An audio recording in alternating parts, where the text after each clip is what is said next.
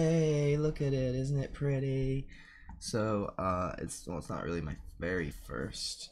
I mean, it is my first successful one. Oh, I closed this. I'm just saying, first I did that. Make sure I have a fail safe, my random idle. But let's look at it and stuff. So, currently playing. Let's resume. He's idle. I'm keeping track of 2 NPCs up here in the corner, so one of them's always in idle at 0. The other one, it's currently 0 right now, in terms of like what shift it is for them. I'll explain how the whole thing works, but just so you know, every 3 hours they change. Now he's gonna roam. Daily schedule, woo, follow the sparkling lines. I'll change that eventually, although it's kind of cool. Yeah, he's just going to random point in navigable radius, and he's using a nav invoker, so it's completely dynamic navigation. I don't know if I can put it on.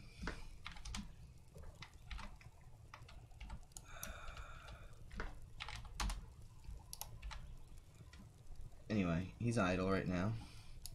Let's look at the behavior tree while I do this. Alright, so let's get the one. He's in roaming mode right now, and it's based on the time of day.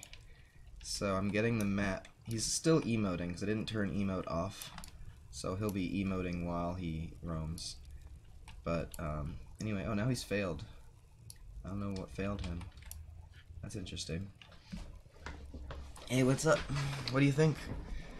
Like, check this out. So he's idle. Now he's roaming. Oh, he's gonna go in there. No, he didn't go in there. He's gonna go. What? Is he gonna go in there? Go in there! Yes! That was sick. Wait, it's very dark in here. Oh, okay. Here we go. He's just standing there. He couldn't make it all the way through. I guess he failed. He got stuck in the curtains. Come here, boy. So, alright, let me show the get AI mode. I don't know if I need this to be run on server, but I'm doing it anyway. I made a mapping of let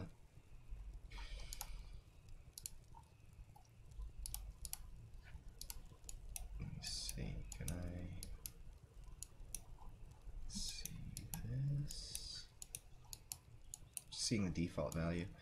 But mapping of floats to enum of just an enumerator that I made for AI states.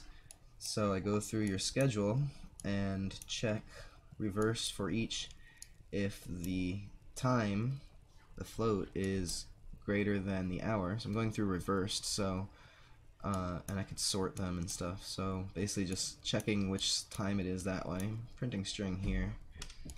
Just ignore that. So that's really it. And then I'm finding, so if it is greater than the hour, so going in reverse, let's say it's 2 a.m., it's going to check all your time slots here. So I've set it up with 0, 3, 6, 9, 12, 15, 18, 21, and this is something that I'll be able to put on player input. So you can just add new time slot, give it a float and a enum, and I'm going to have list of known, I already have known, let's see it, known AI modes, and so I'll fill in for players on various achievements and titles gained and stuff like that, or different quests maybe even. You can get a new idle state that you can schedule into your offline behavior. So the idea is I just entered these numbers on an NPC that I placed in the map, selected what states I want to give it. So I only have an idle and a roam right now, but I got the roam to work, which is kind of cool. Random point in navigable radius. And apparently to do it I had to get the recast Navmesh. I'm not sure. To be honest, there's so much stuff where I'm just like, I'm not sure what the last thing is that actually did it was, you know, where you get to that point. Anyway, apparently he's stuck in here now because he probably can't get through the curtains. Or he's just chilling and this is his navigable radius. I would like to turn that on. Like, is it, developer tools.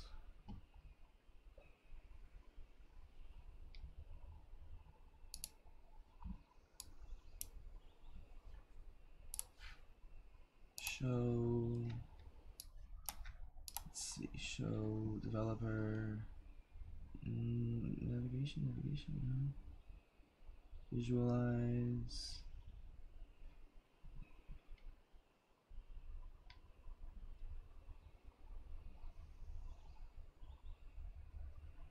AI debug?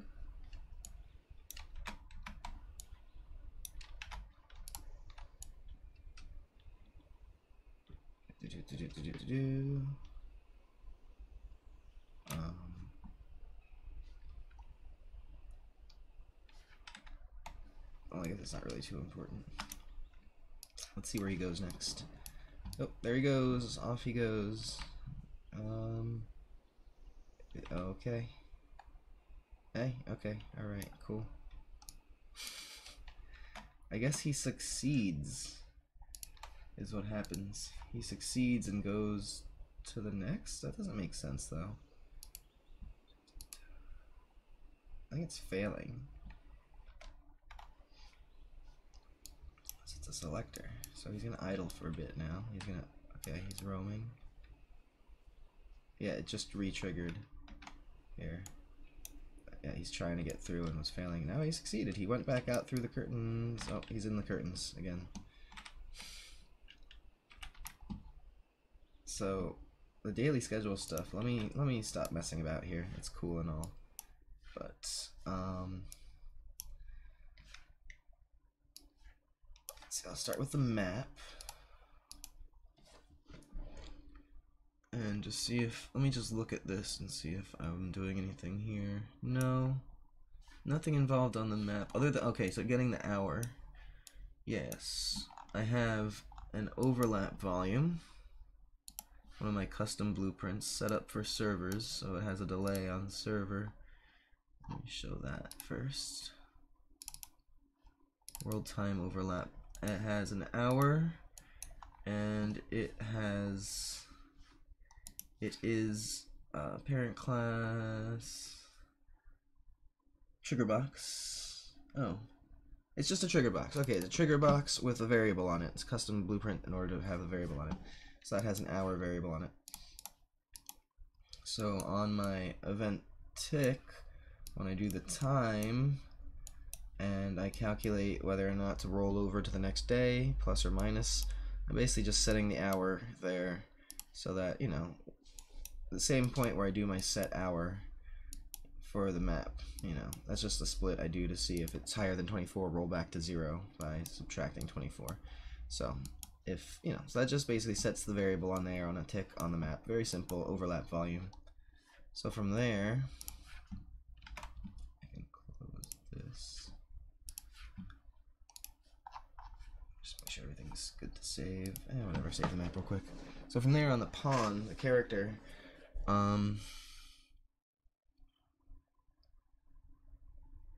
I think just on begin play, I'm just doing get overlapping actors.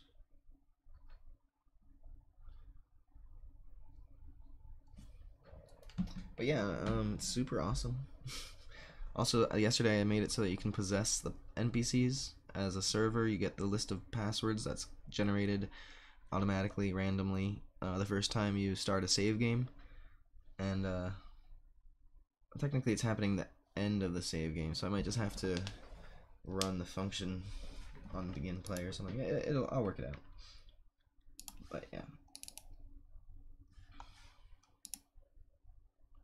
So yeah, off begin play, I'm simply getting overlapping actors that are world time overlap. I know there's just going to be one anyway. I'll just run over, cast to it, set it to be a variable here that's replicated just in case, I don't know, and then the timer by event. So every second I will get the time, and that's a function just so I can use it again if I need to return the time. You can just say, hey, third person, get the pawn, or get the time.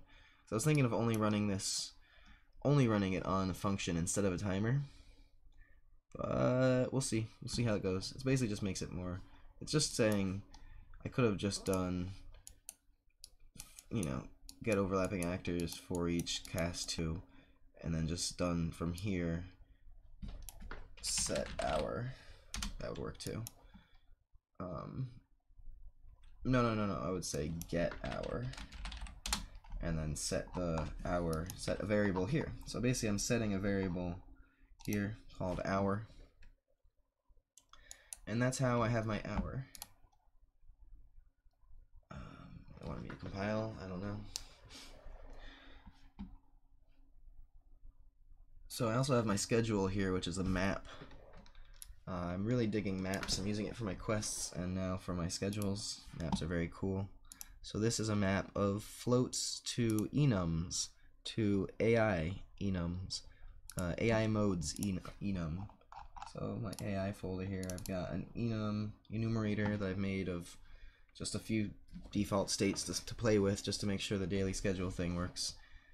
So we're getting our, just in case you're just joining us, I'm basically just getting the hour variable from an overlap that I'm setting the variable of the hour, the time, a float on to, you know, just basically setting. Thank you. Yeah, I had a lot of fun this morning. I thought I would just set up the basic variables and just set it up to work on later, and then I just did it. So on begin play, we're just basically getting that actor from overlap, setting it to be the thing, and then starting a timer that will get the time every second, which is very simple, just getting the time, setting the time. So that's all I've done so far. And now, oh, no, I've done a lot. So let's see, the AI schedule is floats to enums. So for players, all I have to do is make a UMG widget where you press a button to add a new entry into your arrays of schedules, and we can refer to a variable that I put on the player state called known behaviors, basically. Let me just grab that so you see. So on player info, we have known AI modes. So that's just an array of enums, array of AI modes enum, and your current AI mode, so I have that reference there. So for my implementation so far, I'm doing it on an NPC. So I've done it here. I can do it to the other guy. It's real straightforward. Here's the NPC. I'll turn off game modes. You see all that shit. He's in there somewhere, or maybe not. I don't know what's going on with that.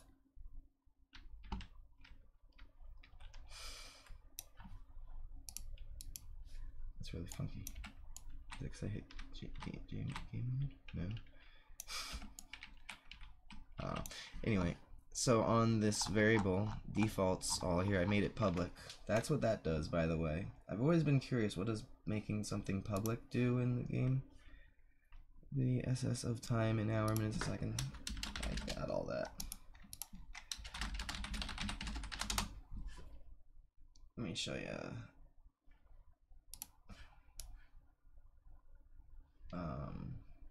1 hour,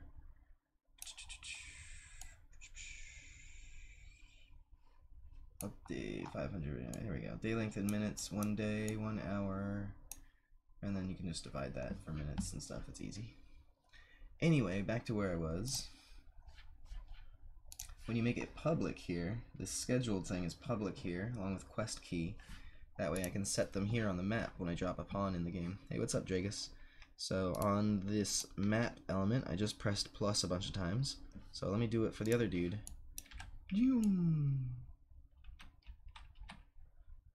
Let's make it unlit. It's so weird we're not seeing the character there. I wonder what's going on with that. So his default is set to roam, so I'll make his a little bit different.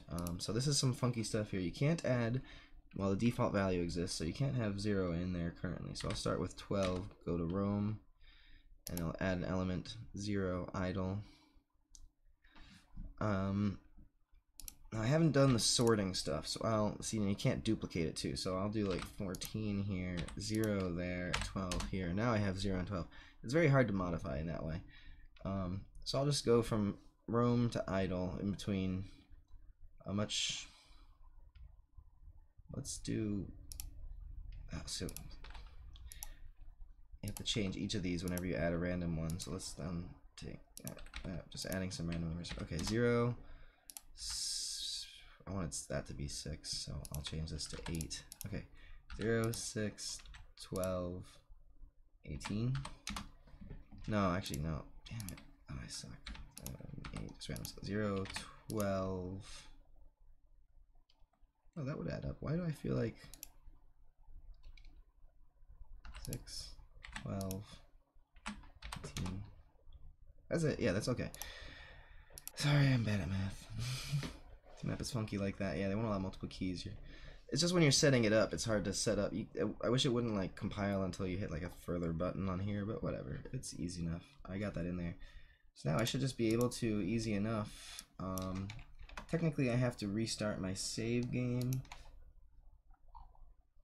in order for those changes to take effect, because this is for how the game starts. So, since that's already been initialized on the save game, I have to, let's just delete my save game files. Basically, it happens when the first time you start a save game, it's gonna like initialize this stuff. And I actually have to make it happen when you start it, which is easy enough. I can just do a run, save characters when the game is started, and then they'll be saved. You don't have to destroy them yet. I think they'll be fine. Yeah, it should be fine. If I just run save on the game mode, I'll do that just so that it initializes the first time, and I'll be able to test too. But basically, those are times of day, and I'll do in the interface, instead of having to type 6 point whatever, you'll see. Alright, first, actually, let me make sure I right click on this for the time saving benefits.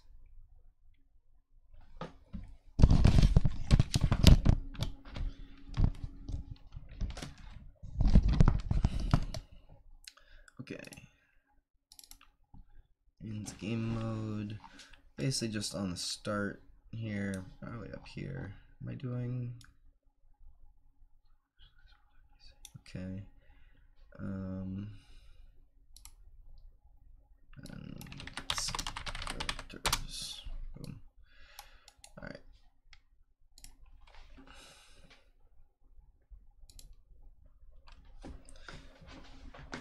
This way, instead of, I only have it happening on the save, and I was doing the save obviously once you quit the game. I wasn't saving when you start, so this will take care of that.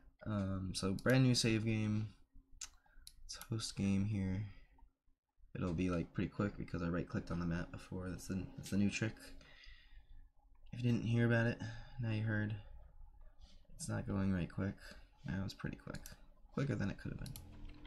Alright, make a new character, and if I open this up, yep, I see 2 numbers here, so that save characters trick worked. So these 2 numbers actually, I could like, oh, it's not running their behavior. It saved their behavior, but well, that is peculiar. I'd like to go check them out, see what they're doing on this first load, see if I need to work on it more. Let me do this guy, because I know I already know he works.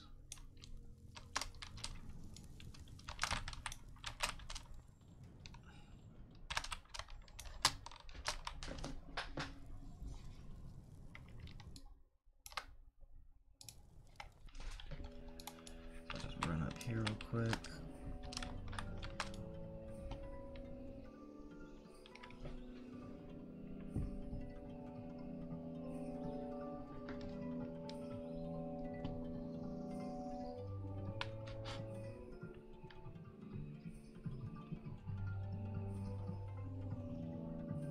That's timed perfectly.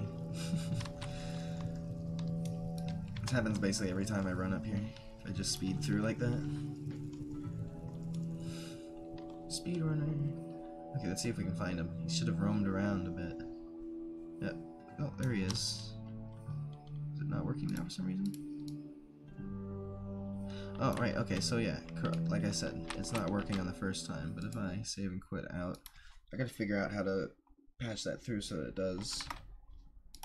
But now you see the behaviors running. It's very interesting, eh? I also have to work on the overlap firing on the server here, or something about it. I guess I just have to put a short delay on this before the switch has authority, if you're a server. Yeah. Or after the switch has authority before the is locally controlled. That's the trick. I might want to just fix that real quick. Anyway, he should be roaming. Ain't you roaming, buddy? We should both be roaming, basically. No, idle.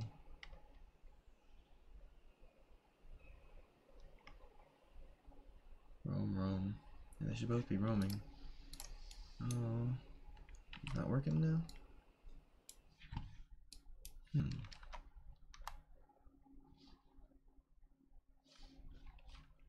Interesting.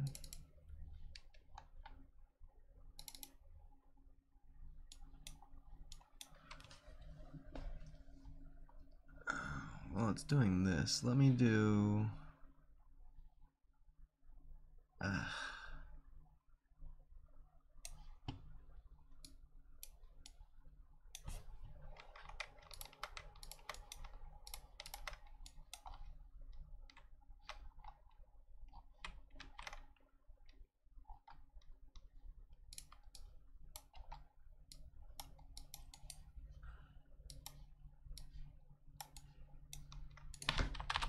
another one here.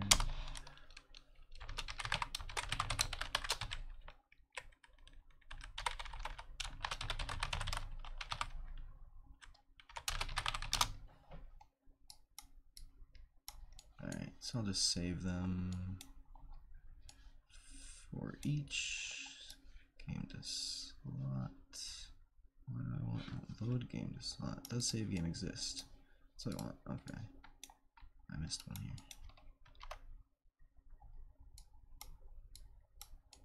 Alright, if false, go in yonder. Shit, I need to make that a function then. Crap. These two wires. So I'll put a reroute here. Connect that to this. And this to here. Now, if I keep this, oh, there's a blue one too. Okay, so in the third person inventory, I will need that. I can just get from here too, so put the reroute right there. And now if I take all of this, I should be able to collapse to function. And I have 2 pins, and I can call it save world NPC, initialize world NPC, save.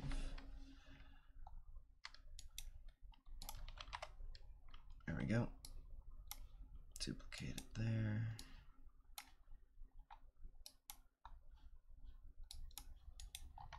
And boop and boop. Here's our chart. Rename these here.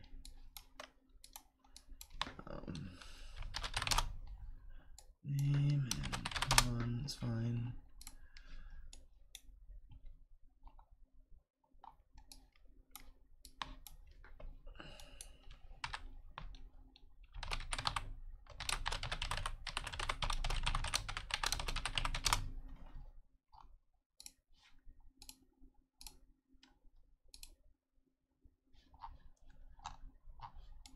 Alright, and then for this, instead of that, let's do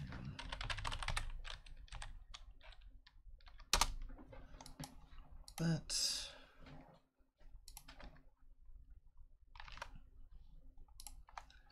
Alright, now I have 2 things I could try here. This code isn't going to be run on a saved game that's already been saved, so what I do now is not going to test what I just changed. I'm still testing the previous setup to see if it did eventually work. No, alright, they're set to roam and they're not roaming. No clue why. Alright, so let's get rid of these, and now the new world save initialization should happen. Welcome to the halls of It's not. Nothing's firing up there. If I jump in here again.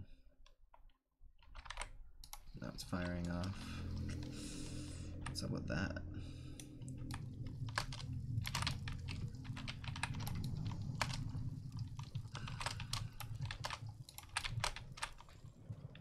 I'll figure out how to initialize them, of course, but let's see if he's at least actually roaming. They should both be roaming.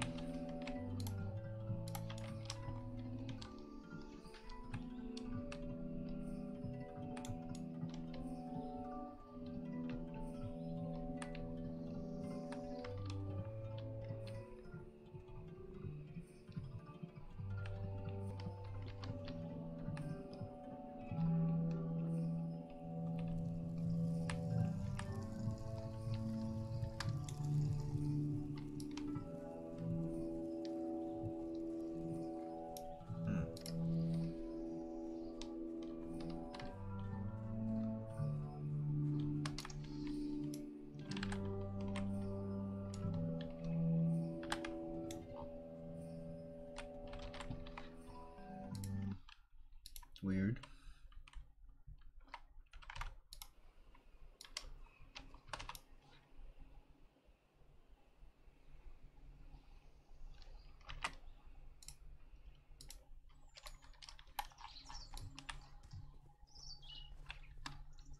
Where's that tavern? Hey, what's up there? Othmanable?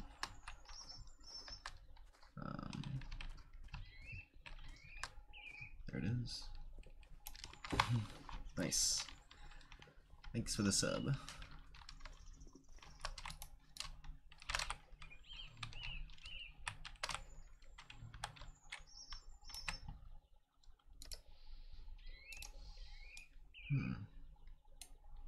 He ain't roaming either. Thanks. Thanks, James Burke. It's not impressive right now because it's not working. Maybe let me just delete this. Maybe that broke it. Maybe something else broke it.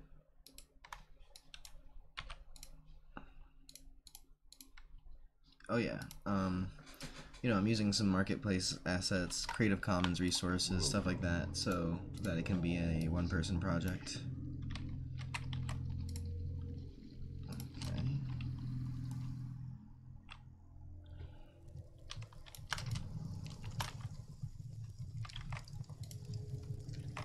Let's try to just save and quit here, come back in.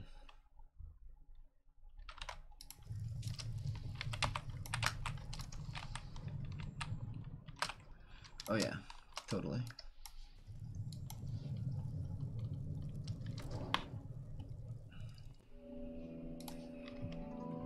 It's easier to get to the other guy. Where are we?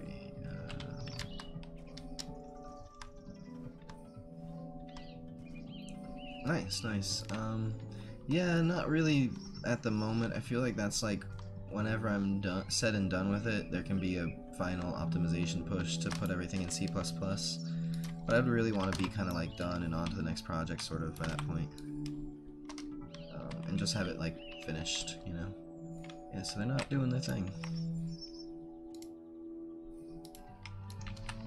I wonder what's up with that, if he's failing for some reason now. Hi there, I unfortunately cannot pronounce that. I tried to pronounce everybody's name and stuff, like, you know, even like I know some Cyrillic and stuff, but escapes me. Doesn't even look familiar. Where's your name from there?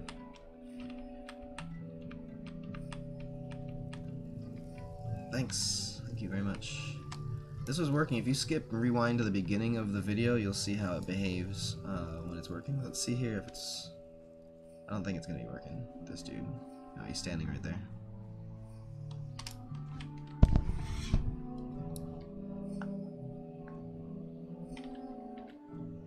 Oh, I don't... This is all blueprints. But you can check on YouTube probably.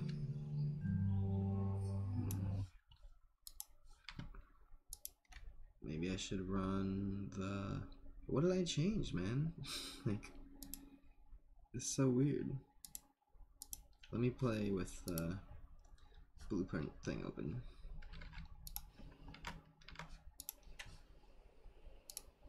It's failing. There you go. Boop, boop, boop.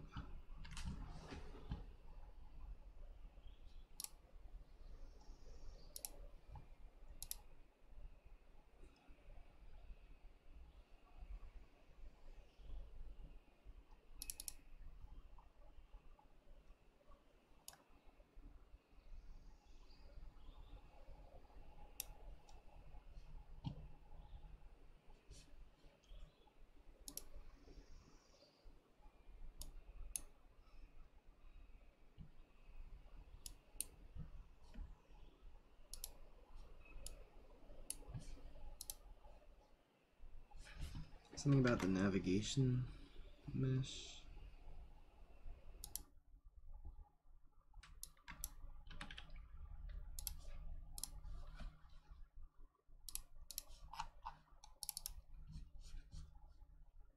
The AI character has it on. The controller, I mean. The AI controller. Nav invoker. Or maybe the last thing I had to do was add a Navmesh bounds volume, so maybe, I don't know how, but maybe it somehow didn't get saved or something. Like, doesn't make sense. I'm glad I started this with it working, to show that off for a while.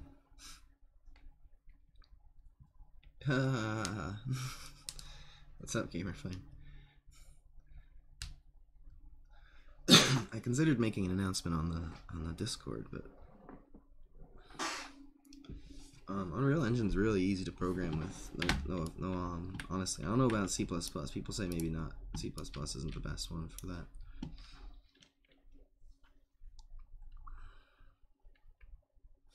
Oh, maybe because this guy fails, the other guy fails. That'd be weird. Navmesh bounds volume. Here we have a Navmesh bounds volume. Can I show AI debug?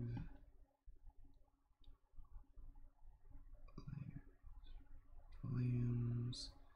Navmesh bounds. Navigation.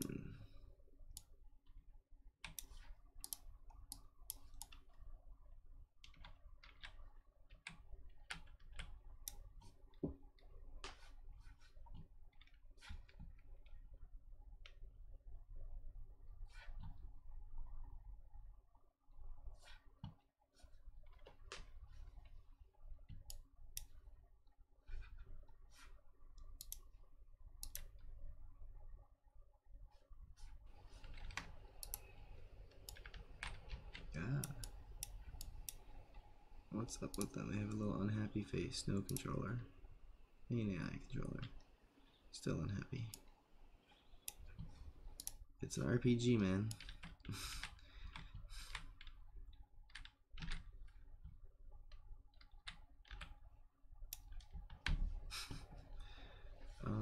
Yeah, I'll show you the fog collision, bro, while I'm frustrated with this.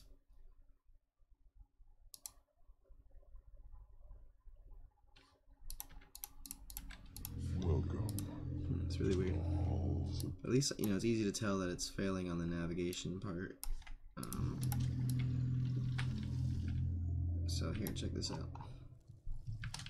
Also notice I fixed when you walk through here, the camera doesn't get clipped by these beams. It gets clipped by one of them. I have to turn, I missed like one type of beam here, so it's still a little funky. But yeah, check this out. You see it moving and dissipating, like I'm pushing it up above my head. It's going very high. It doesn't go above that height unless I walk into it, so you can tell it's working. Other than the characters there. It's on the characters too, but if I walk by, it's pushing up, and then also destroying behind me, leaving a trail with like no fog. So it's not very distinct because in order to cover a large area, but you can totally tell. I'm like whoosh, Whoosh. Push the fog away. Yeah, look at that. You can totally tell.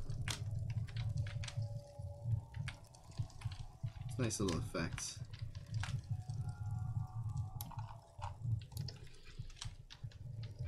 And of course, we should see the stained glass in the fog. Just not sure which side it comes in.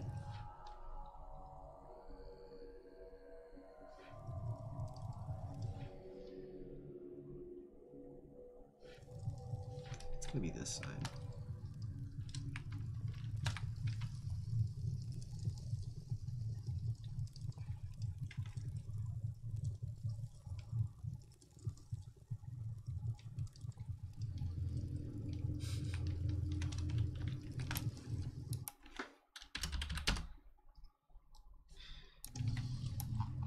There it is, here it is.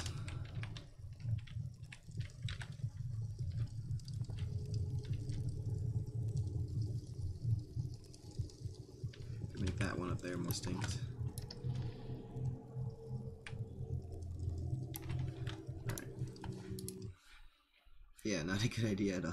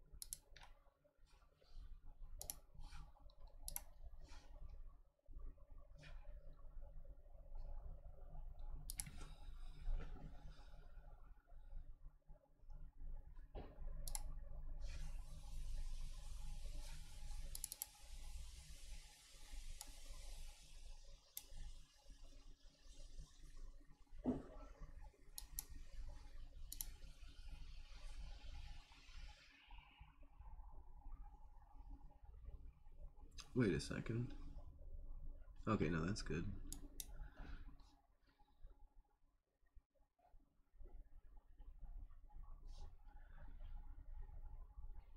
Just try just doing some stuff over here.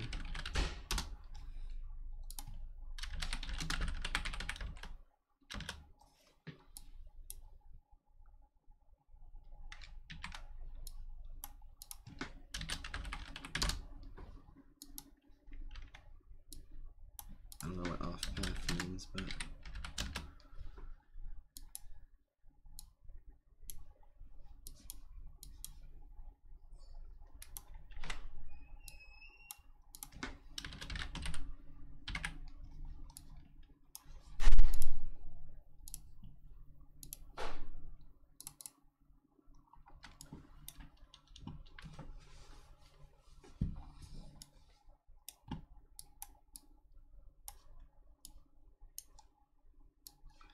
I don't need that anymore. Print string stuff. Alright.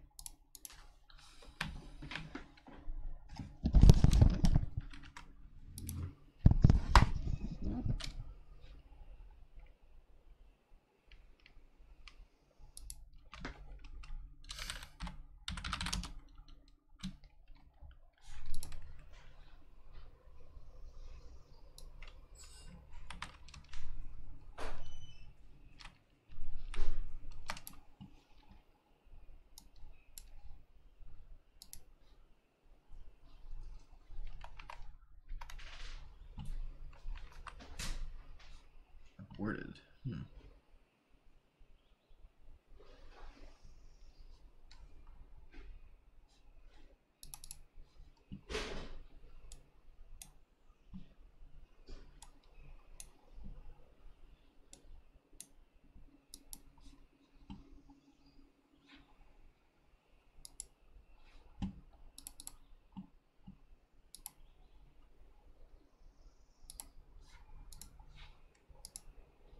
Invalid.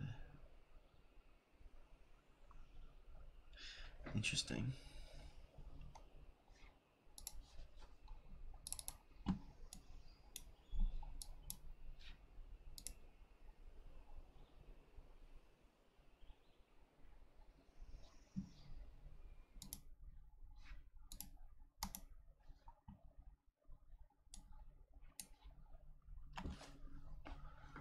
I didn't change anything here, did I?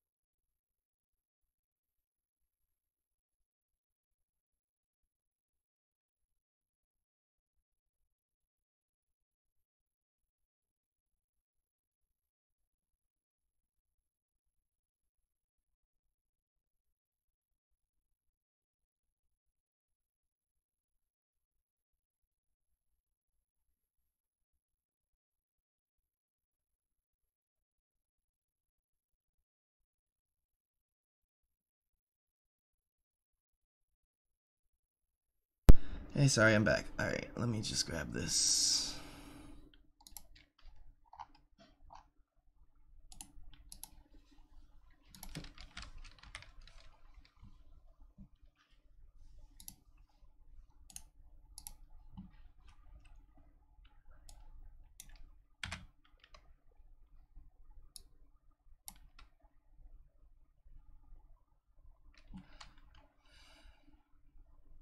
I feel like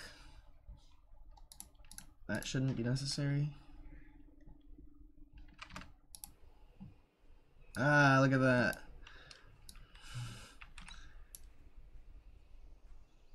I still feel like he should be able to... You shouldn't need the Navmesh bounds for the generating Navmesh thing. Alright, so let's go to the foothills.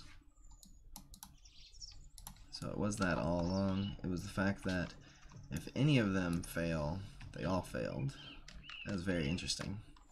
Is it not? Or maybe it's just the Navmesh failure in general. That the Navmesh caster failed and therefore it dropped all of the things. Really interesting. So he should be... Oh, uh-oh. He's out of his cage! He could be anywhere out here. Just, yeah, I guess, I don't know if the invoker is working or not.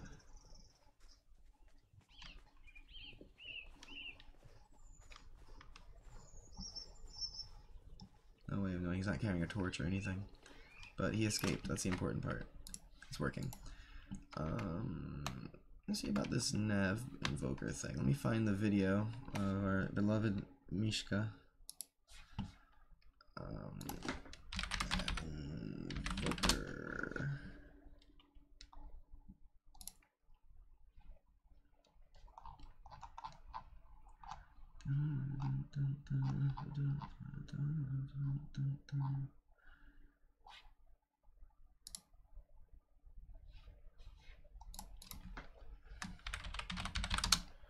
Mishko. I'm probably spelling it wrong.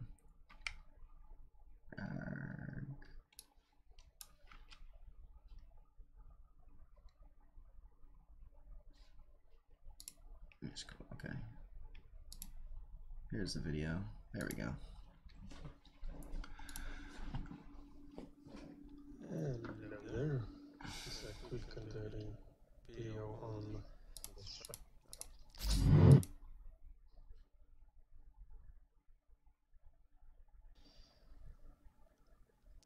so basically this is a feature that allows you to have proper Navmesh generation on big areas. So let's create a huge Navmesh. It's not huge. Was he behind the door? I thought I saw someone behind the door. Create. Let's check it out. Let's make it a bit more. That's what the thing is, I've saved them, so they'll save wherever they wanted to. That must be. There he is. Okay. I wonder if I have to make the thing dynamic in the first place. Don't hesitate to fast forward.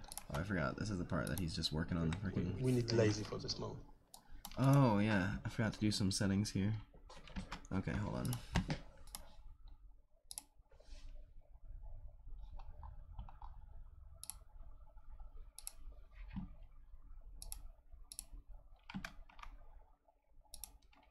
Let's see, I forgot some stuff.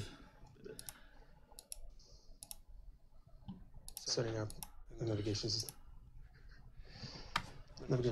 First of all, there's a couple of settings that you need to set. I'm going to make it easier in the future, but currently you have to do it manually. So first of all, enable this feature. That's like the main switch for the feature. There it goes. You also need to enable, like, change the data gathering mode to lazy. Otherwise, like, what this does basically is it loads navigation collision from objects to navigation log tree only when this given collision is needed for generation. The instant mode, what does a thing? That's a missing feature here. You need to put one here so that it's only Max simulated generation.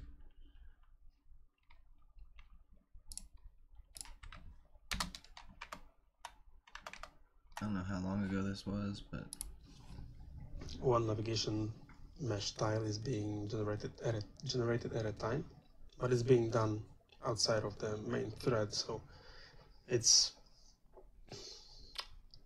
just works. I mean, I'm going to fix this in future, but currently you need to put one here, otherwise you're risking crashing. I don't say it will crash, but it bounces now.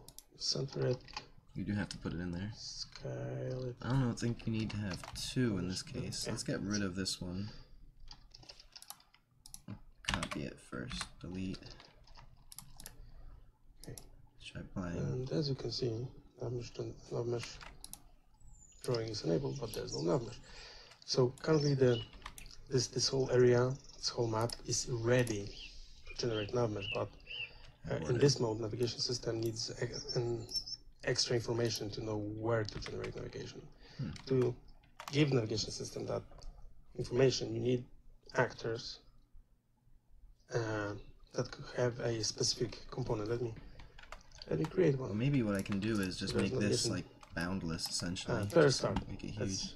I say it has no bounds. On the map, and you can add a new 4.8 workflow. You can add components here. No idea about that. Just super awesome. and the component's name is navigation. Yeah, there we go. Invoker. Now it's not generating navigation. That's this thing. See, and it already starts generating navigation. Because you have two parameters, basically that's the internal inner and outer circle. Whatever is inside inner circle gets generated, and whatever is outside. Okay, I can worry about settings later. I just want this to work.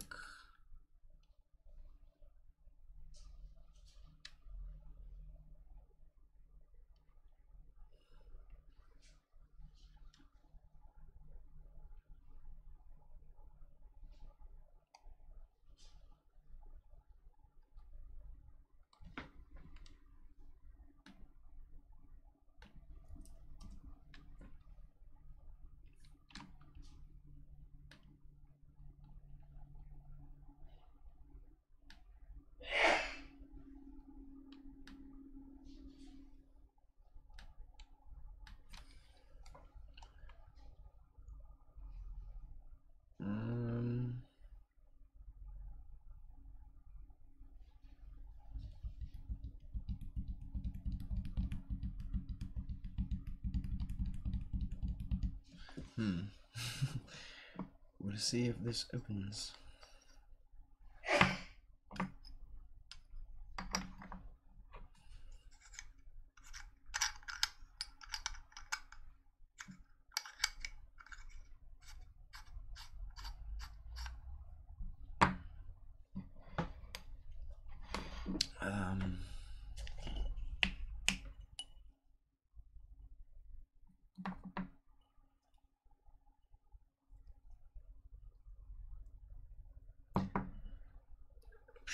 No idea, honestly. I don't know. Interface widgets? That's not a thing, is it?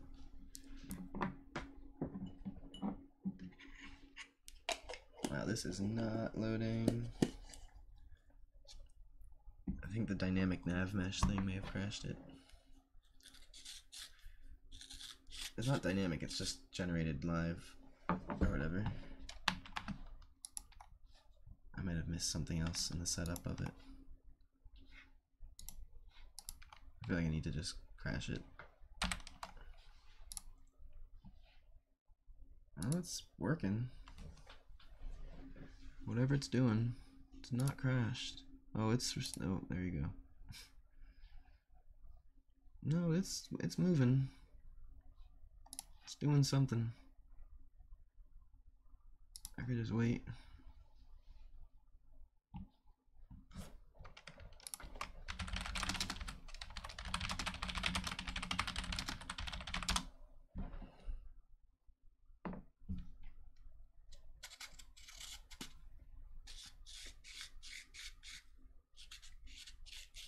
There it goes.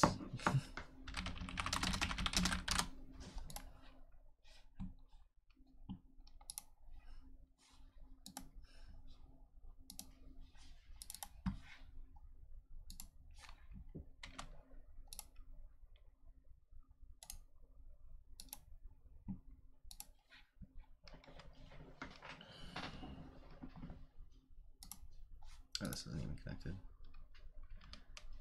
Yeah, no big deal. It's because I was messing with the navigation thing. I should just use the standard. Oh.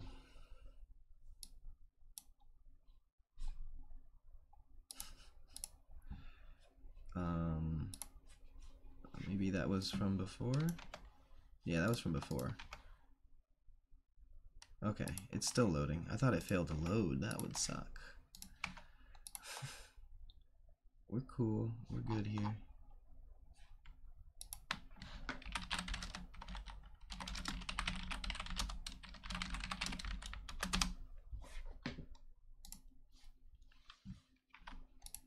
Or did we not? No, there it is. Okay, we're good.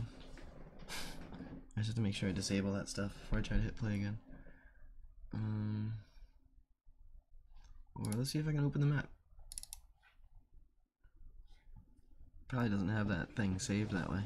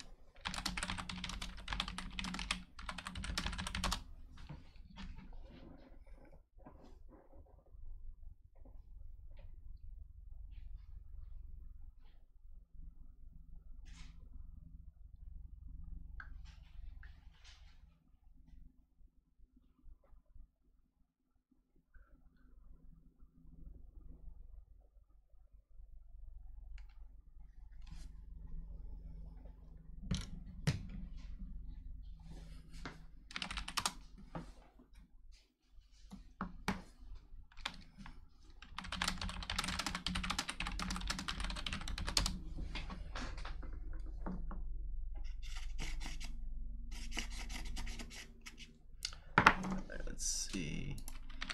There's a Navmesh. Okay, we just have the one, and it's there.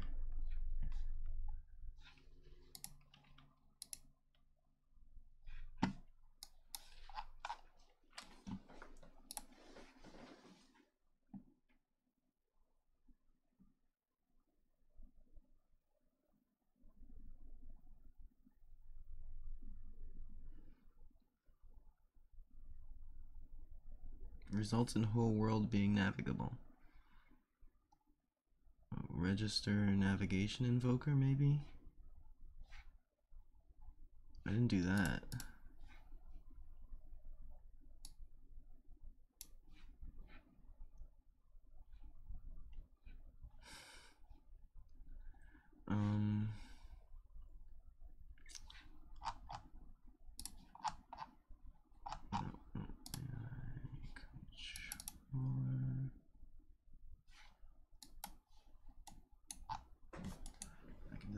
Because it's happening elsewhere now. Alright, so behavior tree, register.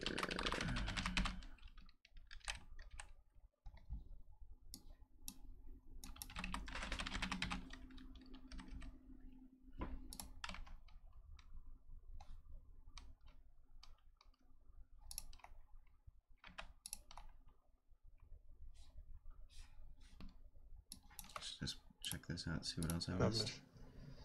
And one input navigation of 3. We need lazy for this mode. You can put one here. It doesn't have a lot of impact. Area update frequency. Let's check this out.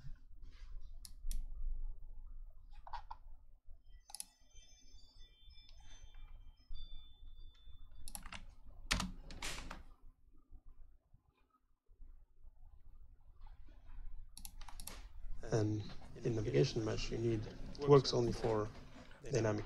I really didn't finish this at all. I meant to do this too, for other reasons. For the door and one important thing, that's a missing feature here. You need to put one here so that it's only one navigation mesh tile is being generated at a time, but it's being done outside of the main thread, so it just works. I mean, it just works. I'm going to fix this as long as you don't skip in future, but currently you need to put one here, otherwise you're risking crashing. I don't say it will crash, but it may. Okay, that should be enough. So let's put a navigation bounce now.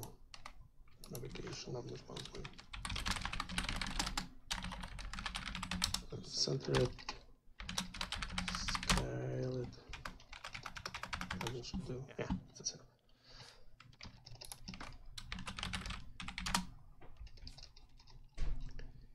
Okay. And as you can see, Navmesh drawing is enabled, but there's no Navmesh. So currently this whole area, this whole map is ready to generate Navmesh, but in this mode, navigation system needs an extra information to know where to generate navigation. To give navigation system that information, you need actors that have a specific component. Let me ready. Okay, that should be enough. should be enough.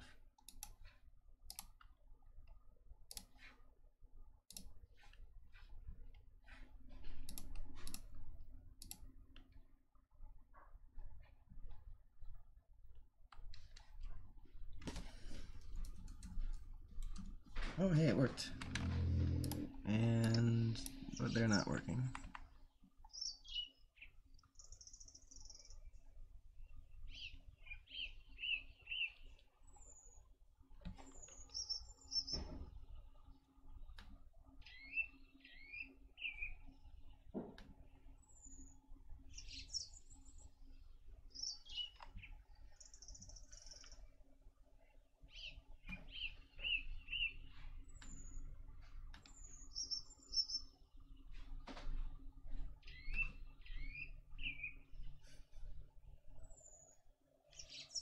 Aborted. Okay.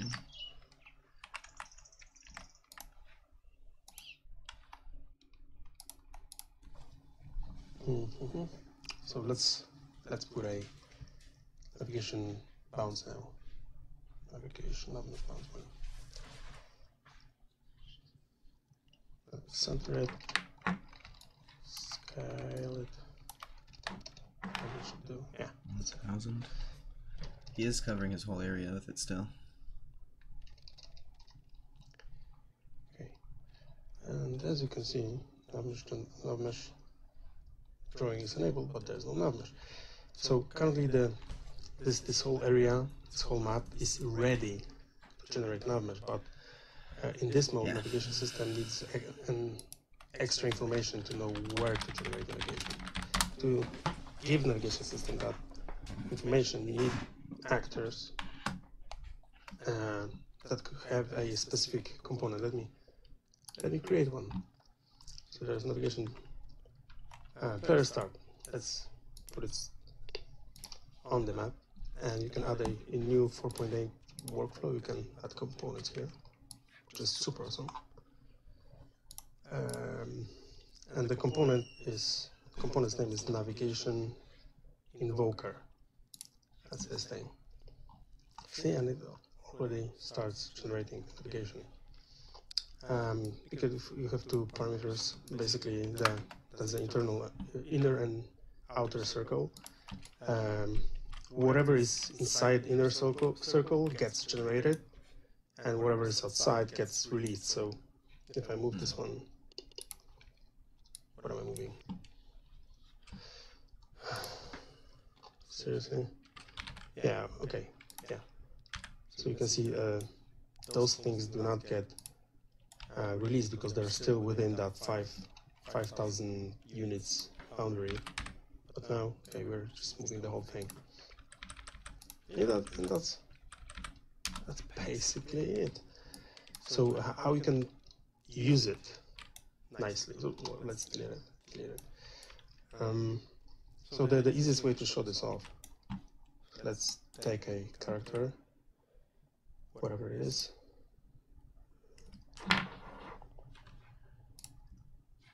So this is the player character, but we can use it for AI as well. So let's give him the component navigation invoker, and yeah, let's give the defaults here. And now we can put this guy on a map. He will start generating Navmesh, which is what we want.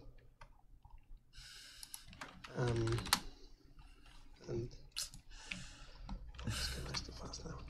Maybe they're like, actually, like, you know, secret agents trying to catch other leakers. Where's the player start? Otherwise, I mean, why else would you be so obvious and shit? It's just like, oh my god.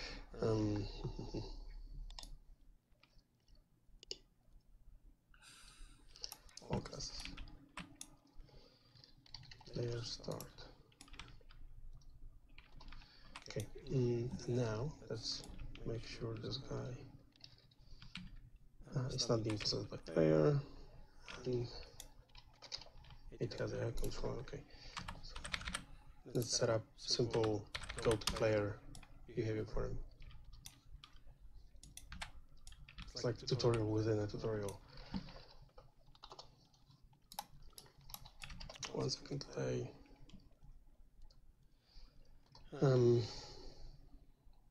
Okay, AI move. That should cover it. Works on a on. Get player on. On success and on fail. Repeat. That AI should be like constantly following the player. And to make things a bit more interesting on this map, let's bump up the speed. It's a big map. We need to be like we want to be able to traverse it fast. Okay, so a big test now. Will it work? Okay, it kind of works. Well, it seems it's working. Let's show navigation. Okay, Maybe like that would work. And currently both the AI and the player are generating Navmesh, because that's the character that has the navigation invoker class. So we can see Navmesh showing in front of the player as he runs. And you can... And the AI, of course, it's like he's following me. It's actually a fun game. So, like if you had a game like that, like the player and AI generating Navmesh around them, and like it's actually important, that would be important for the game to have Navmesh like in a bigger radius around the player. All you have to do is just increase the parameters here. I would go with 8,000. I press tab. And it's not really a different height there. 12. That should be enough. Let's play the game. And you can also play around with other properties like tile size. Interesting. Brick, okay. The navigations. Let's make it a little bigger. Navigation system. I must have missed something. There's a couple of settings that you need to set. I'm going to make it easier in the future, but currently you have to do it manually. First of all, enable this feature. That's like the main switch for the feature. You also need to enable, like, change the data gathering mode to lazy. Otherwise, like, what this does basically is it loads navigation collision from objects to navigation log tree only when this given collision is needed for generation. The instant mode puts everything to navigation log tree, like whatever is loaded and it's navigation relevant, it's being put to navigation log tree. We need lazy for this mode. You can put one here, it doesn't have a lot of impact. And in navigation mesh, it works only for dynamic nav mesh. And one important thing, that's a missing feature here, you need to put one here so that it's only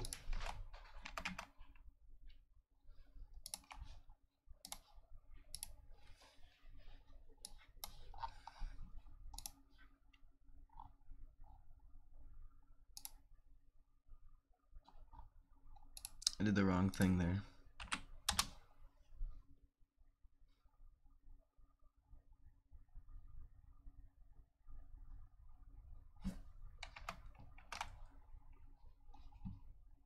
That's what it was. Put one here so that, and one important 24 here. Just so if I ever need to use that again. Alright, let's try that. Maybe I should finish watching. thing, that's a missing feature here. You need to put one here so that it's only one navigation mesh tile is being generated at a time, but it's being done outside of the main thread, so it just works. I mean, I'm going to fix this in future, but currently you need to put one here, otherwise you're risking crashing. I don't say it will crash, but it may. Okay, that should be enough.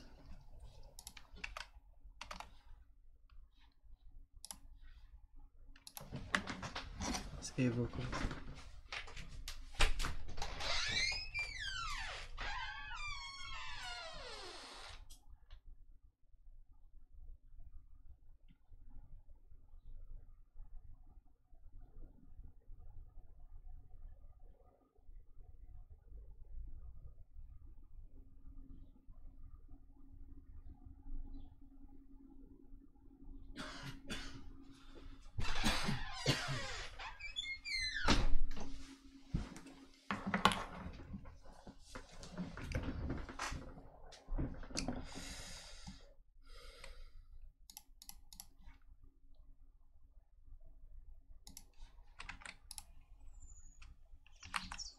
Nope.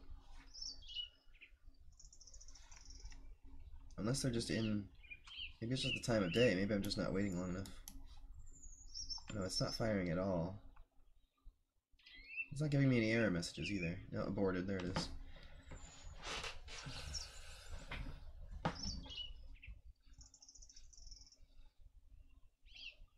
That's weird.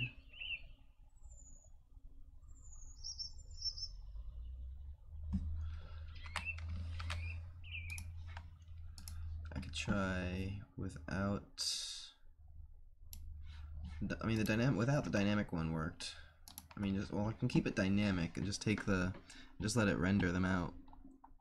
So, try putting some of this back to default. Keep this dynamic though, and we'll do not this and data gathering mode.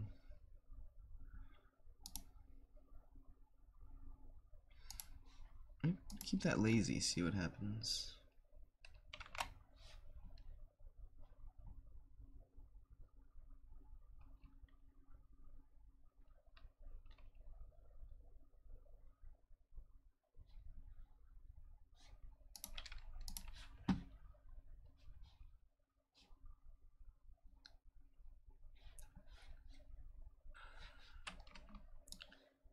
Oh, build navigation, right? Build paths. 17 million.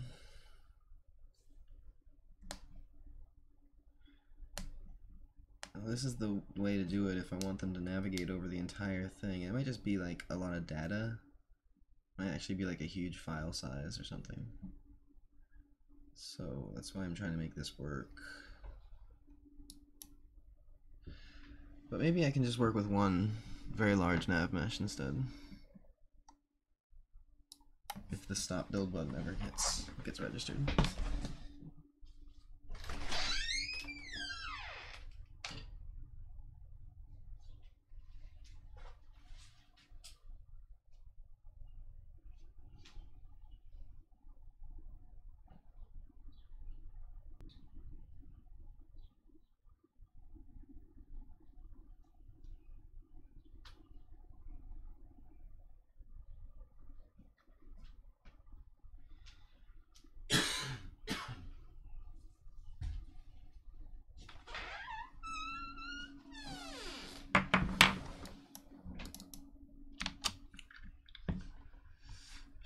I should just crash this out on purpose because I haven't really done anything. Oh, it's pink.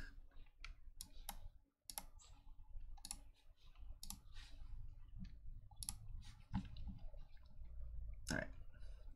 I'm gonna try it with one nav mesh that's big enough to cover and see what happens. Because it didn't hang up when I started from the two that were very large. So I'm thinking one that's just a bit 4 times as large might be okay. And not building, using the dynamic.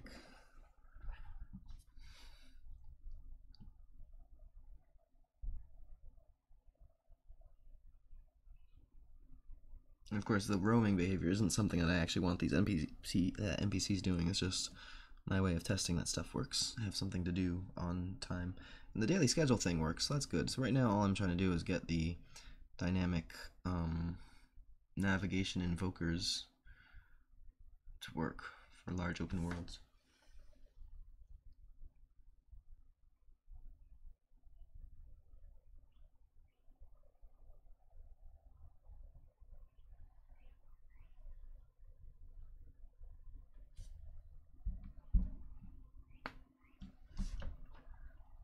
Alright, let's see. So I'm going to switch this back.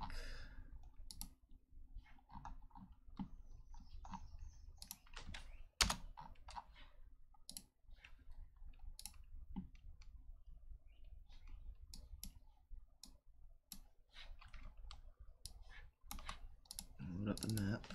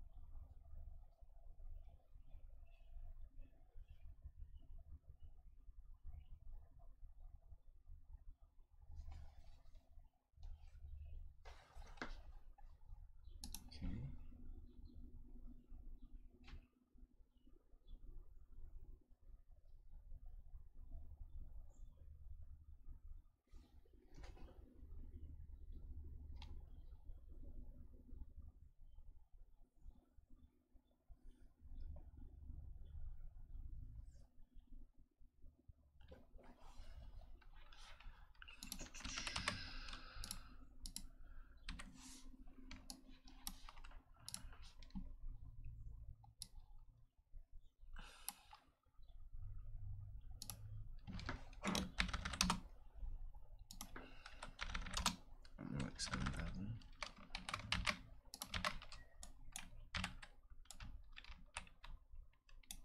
Get 10,000.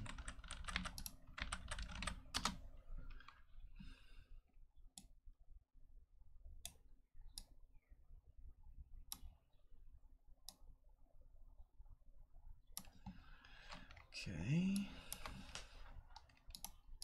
Try that.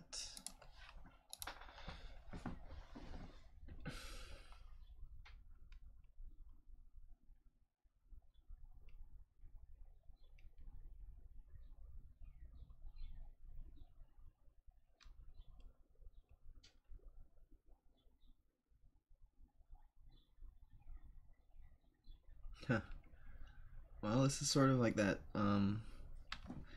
in some ways, but with more of a similarity to old school text-based MUDs, but with sort of like a graphical MUD with like ARC quality graphics.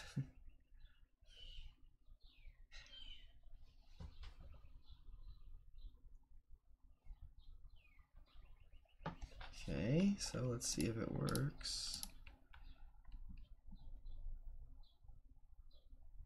Ah, there we go. All right, let's see if it works.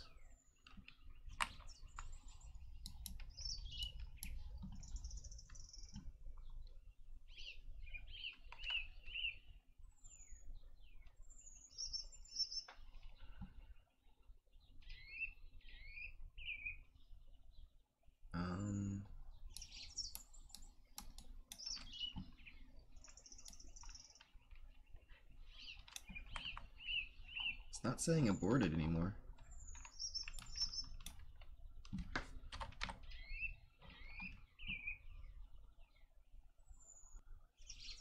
Oh, abort. Oh, hey, there we go. Weird.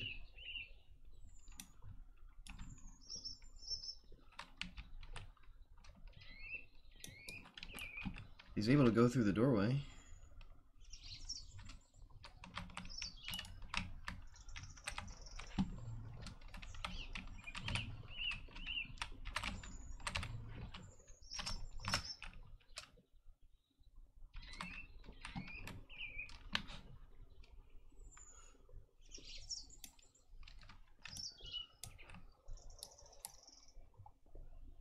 Maybe he can't navigate there because of the drop.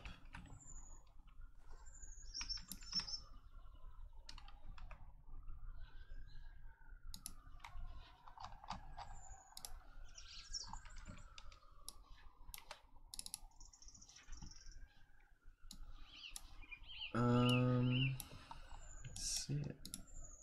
There's only one AI controller, I guess because I haven't visited the other one, so it hasn't had to load it up.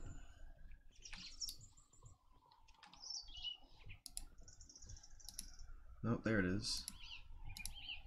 There's 3 of them on the map for some reason.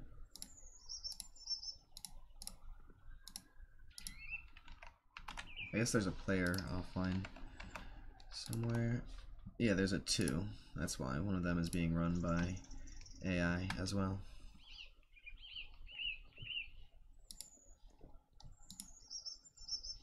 Does this say oh, because it's not. Yeah, okay, that's good. This guy's failing. Main AI controller 3.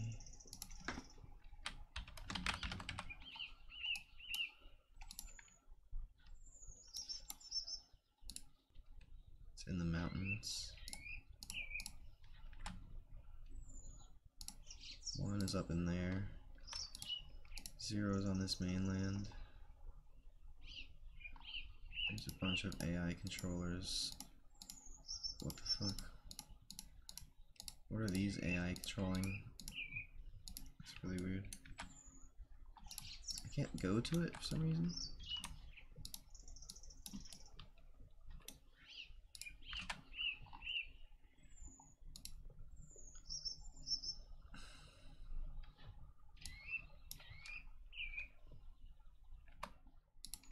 Anyway, this guy is working. Go over here. Visit this dude.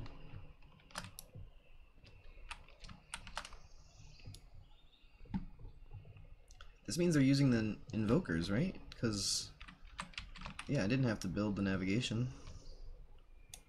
Let's see if we can...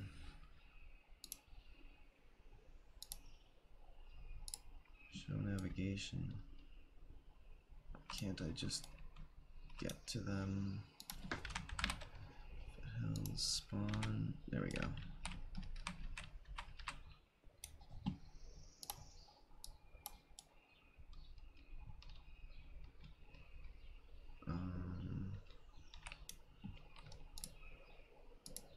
Oh, it's not simulating. Is there any way to see that shit in game? The Navmesh? I guess not, right? Dude could be literally anywhere. Hey, he's not over here. He could navigate all over this entire countryside at this point, I believe. Or shouldn't I like be seeing it from here? I guess this isn't simulate mode, so it's not really showing.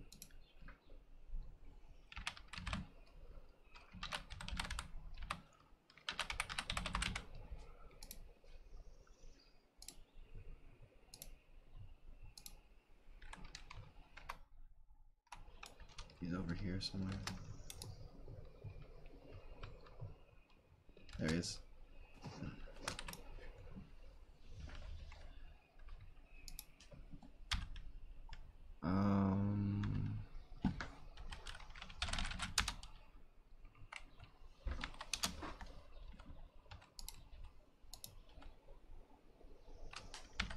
Semicolon.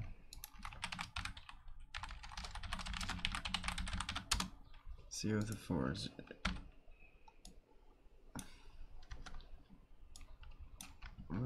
I pressed 0, nothing happened. 0 Navmesh. Control tilde, control tab. Tabs and use numpad. Maybe need numlock off. Oh. Okay, it's on. You got it, almost. It was right next to it. I may have changed mine, my default one.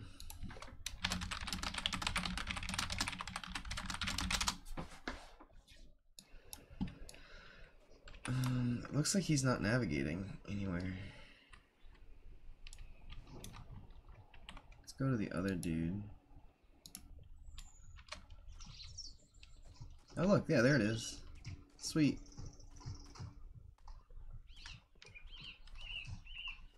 That's so cool. Alright, for some reason the other guy isn't making it. I don't know why.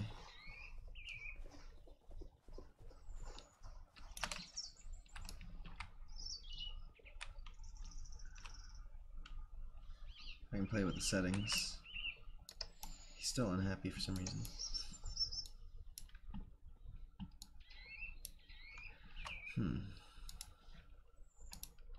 So, why was this dude...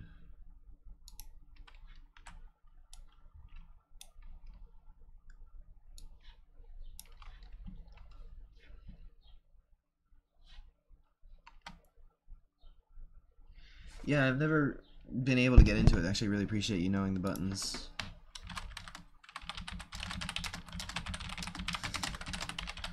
Because I've seen it on so many blog streams or whatever, Unreal Engine streams, and been like, I don't know what they're doing. It looks cool though. So...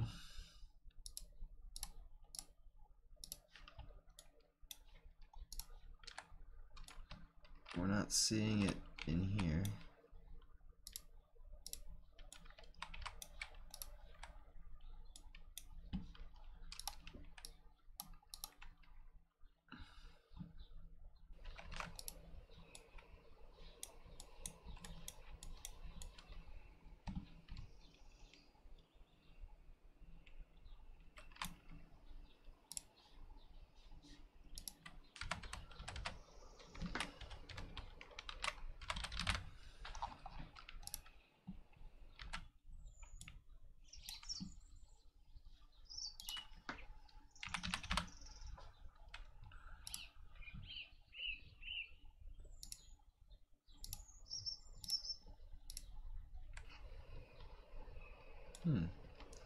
Wonder why this dude isn't generating any Navmesh. Any way to see anything about it?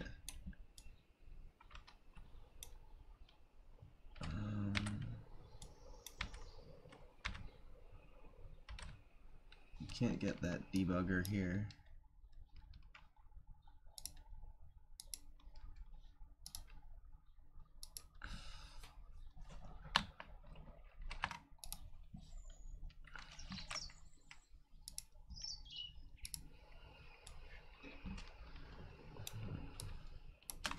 Let me try save, let's start a new save file.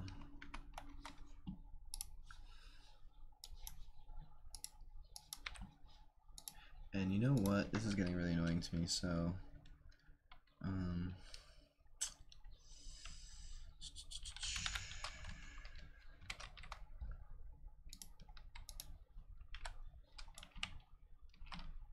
these aren't working.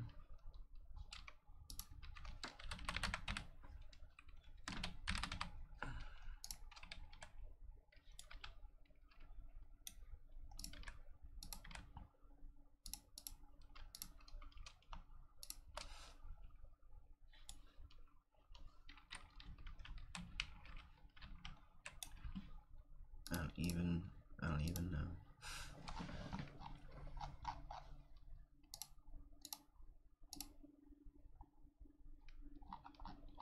Oh, that's what I want. Nordic spawn. There we go.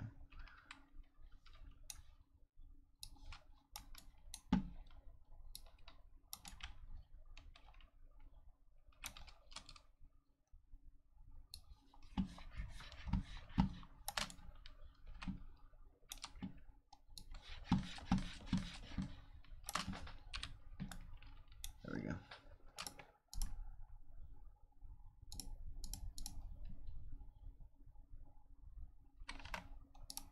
Welcome to the halls of creation.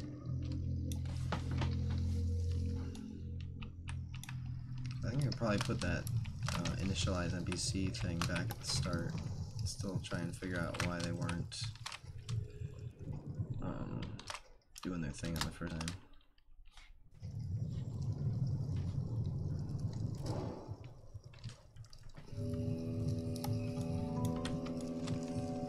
No controller.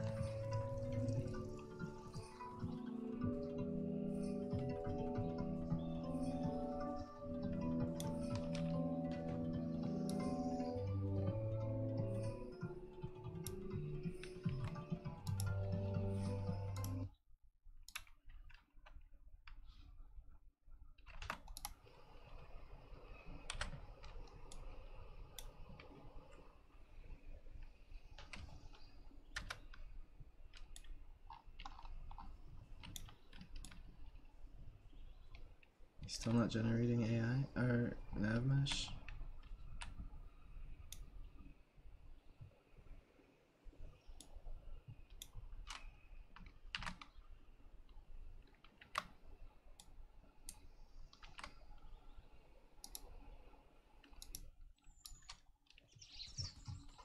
Huh. One of them's working, the other one's not.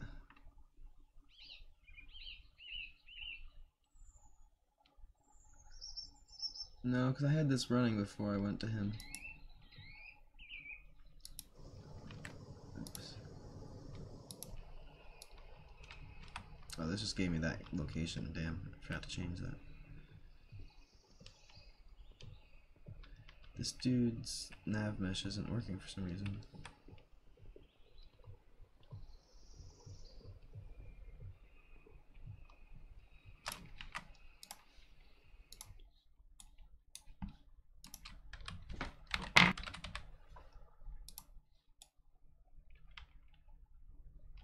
Looks like it's well above us.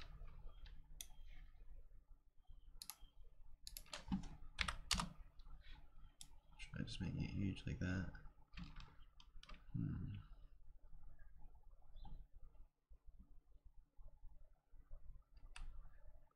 I don't think that's true though.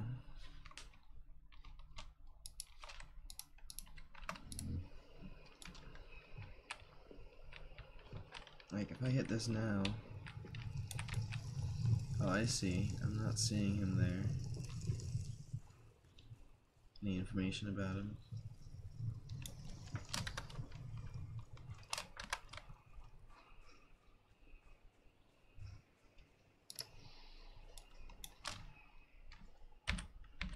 Okay, well I see how that worked. The Navmesh thing should have already been working then, and there just isn't any. Because if I go over to this other dude, Foothills, yeah, I'm not getting any information of him, but I'm seeing. Oh, well, this guy is not making any Navmesh either now. Or maybe it's restricted to that room.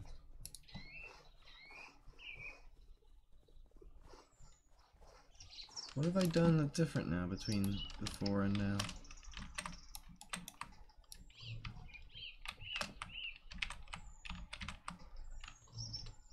It's not generating any Navmesh. Is it because it's not their idle time? It should be generating all the time, right?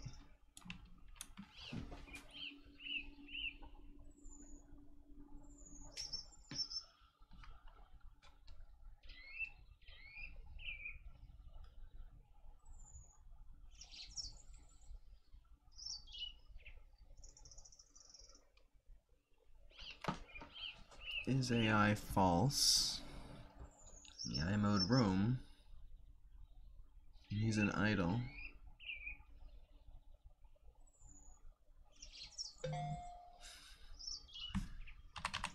It's aborting.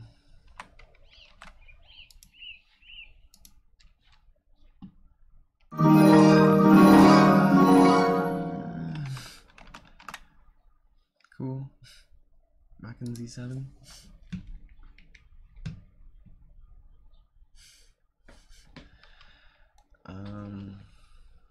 So what happened between these two times?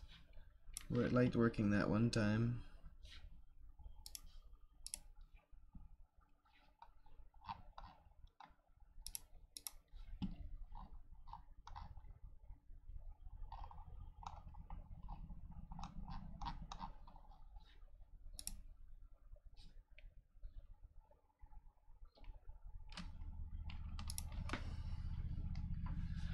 Okay.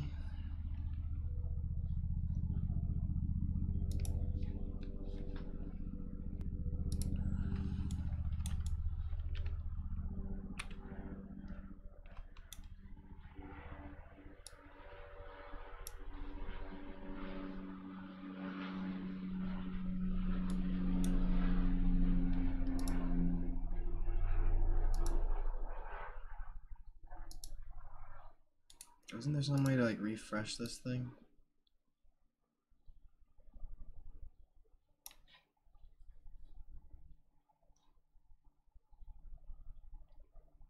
Okay.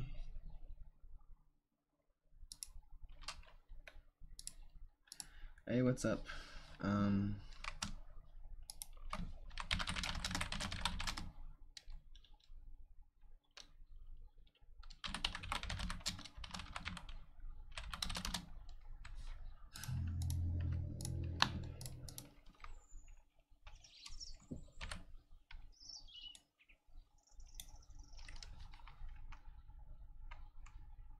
Move to locations invalid.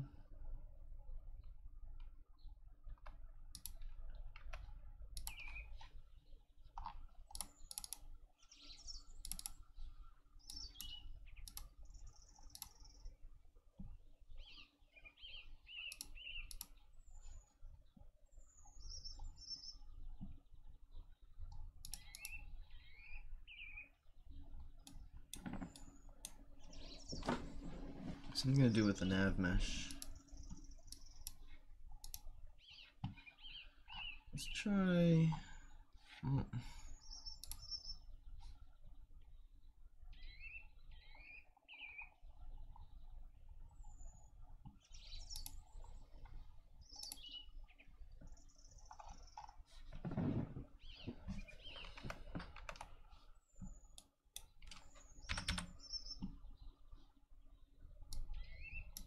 It's got to move to location. It's still going through aborted.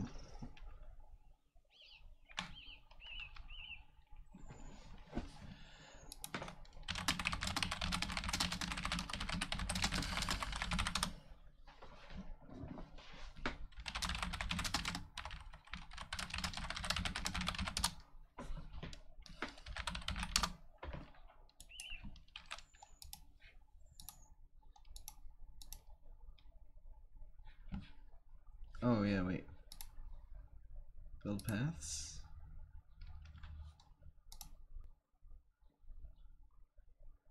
Even though there's nothing there to build?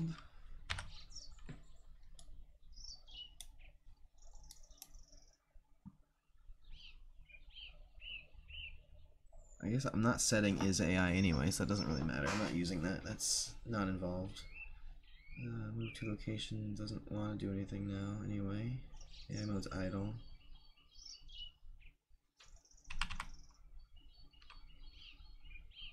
Roam, location, random idle.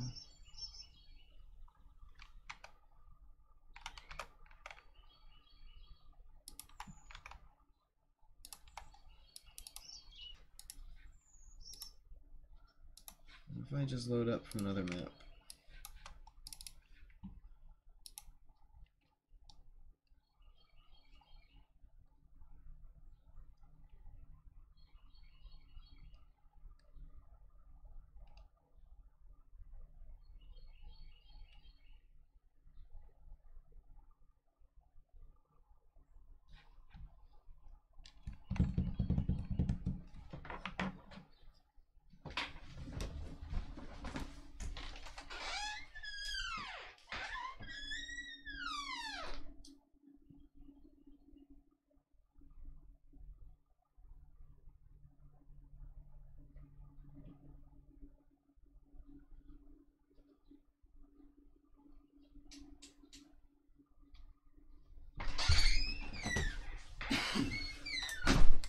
Weirdest thing. So there's like one of them was working.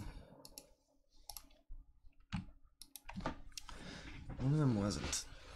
And then I log out and log back in and neither of them work.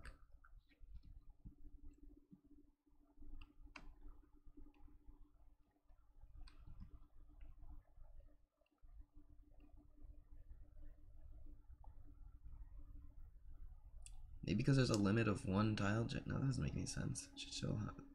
Did I not right click on the thing? I didn't right click on the thing.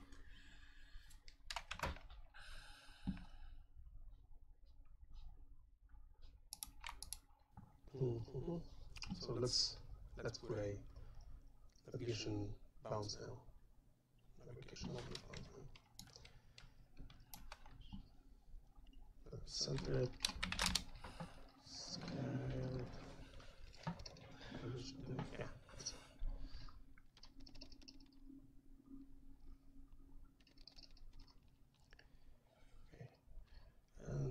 can see, Navmesh drawing is enabled, but there's no Navmesh. So currently this whole area, this whole map is ready to generate Navmesh, but in this mode, navigation system needs an extra information to know where to generate navigation. To give navigation system that information, you need actors that have a specific component. Let me create one. So there's navigation player start. Let's put it on the map, and you can add a new 4.8 workflow. You can add components here, which is super awesome. And the component's name is navigation invoker. That's this thing. See, I know what. You have two parameters. I know what it is. I know exactly what it is. Inner and outer circle.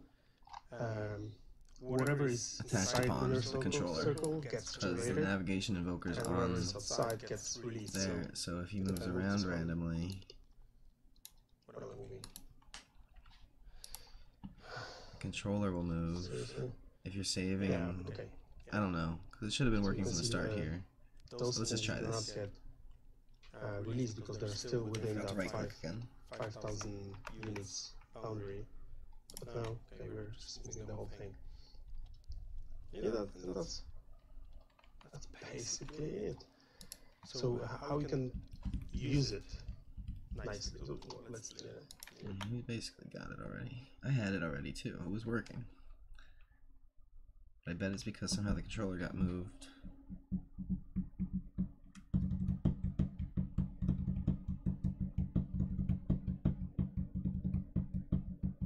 I mean, I could just put it on the player controller, player character. I mean, the characters themselves. So I was thinking of making it so that you can like right click to move, and that would use the AI ported.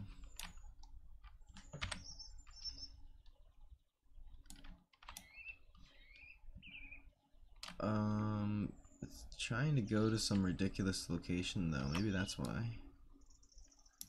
Maybe the area is too large.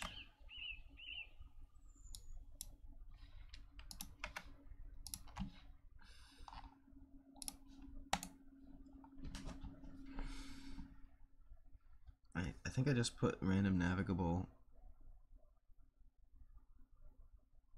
in range. Let me check it out.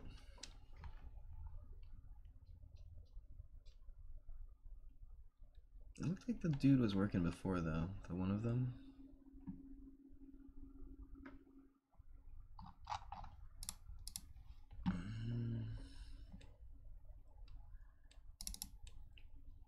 Yeah, radius, origin, actor location.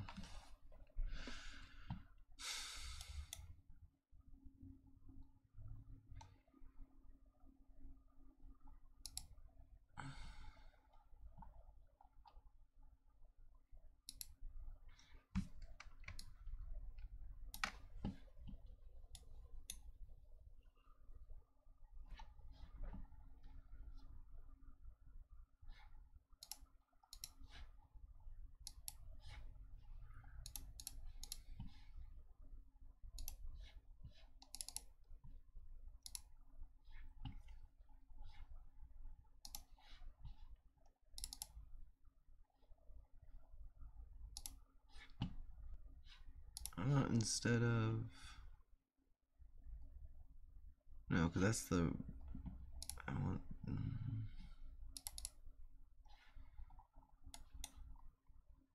On failure on a board.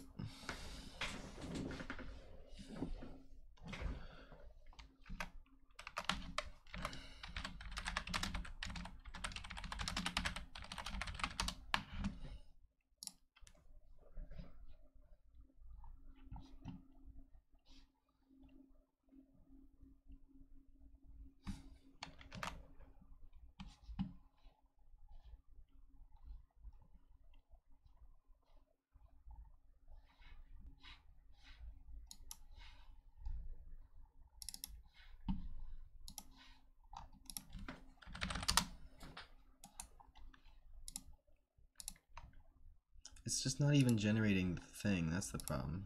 I don't think it's this part of the code. It's just not even generating the Navmesh.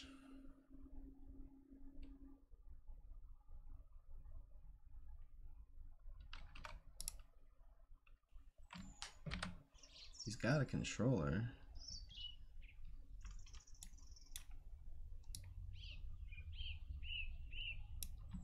If the task fail state random behavior.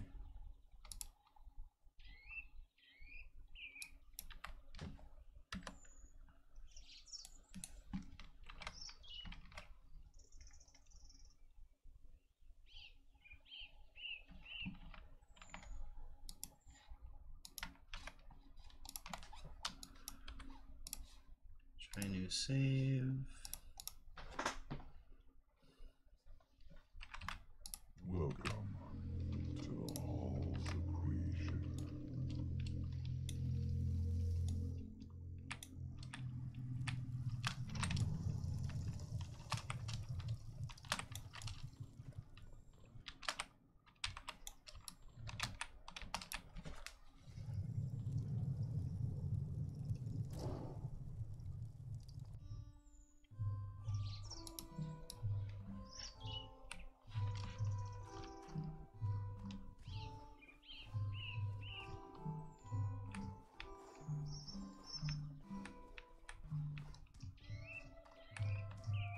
Never find this stupid building. There it is. No controller. Right.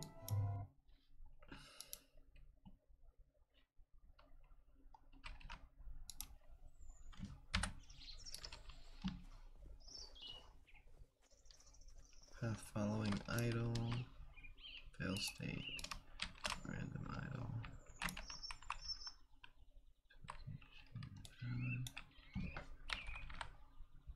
Boarded. See, the move to location though, that's like, that's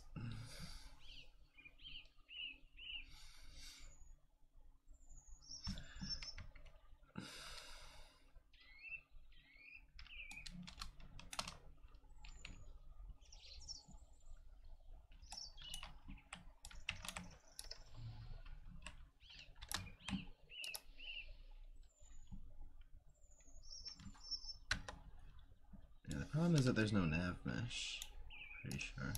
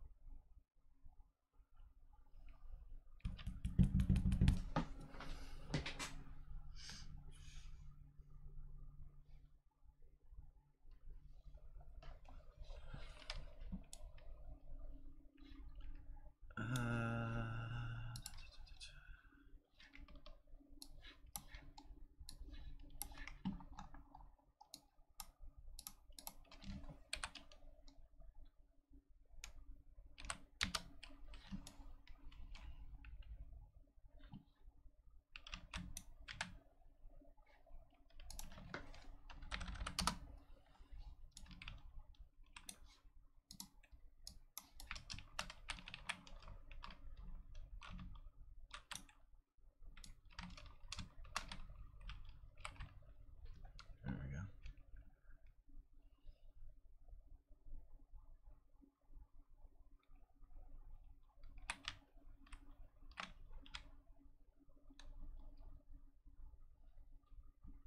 I'm gonna see this, I think.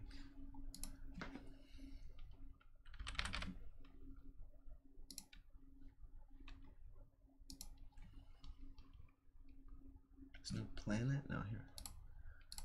A planet.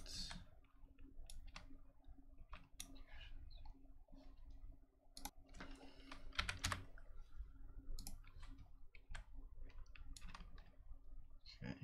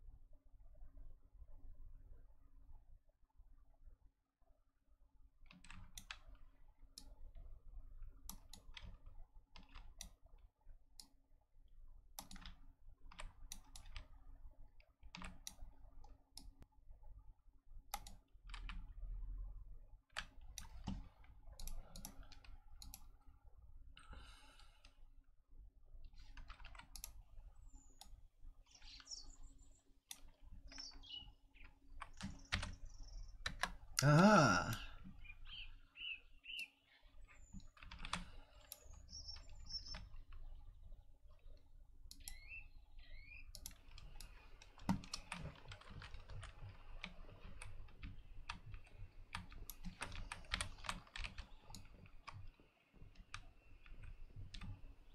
It worked when I moved it, or maybe I just made it small enough for it to work now. Oh well.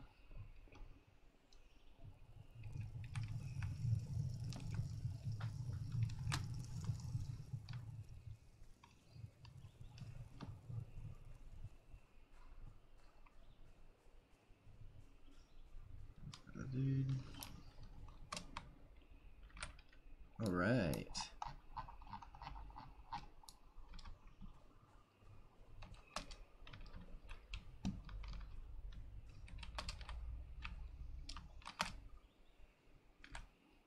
See, he's picking random state and jumping to another random place. He's roaming. And then he switches to idle every 3 hours, which is really fast. Yes. Okay, so I guess we need to just sort of save and quit. They went red there for a second. Let's see if I can just hop in again. It still works.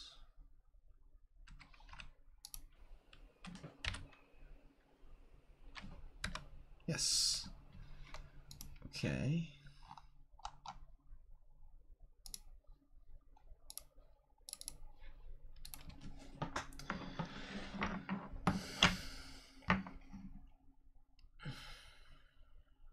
I'm gonna call that a huzzah for now.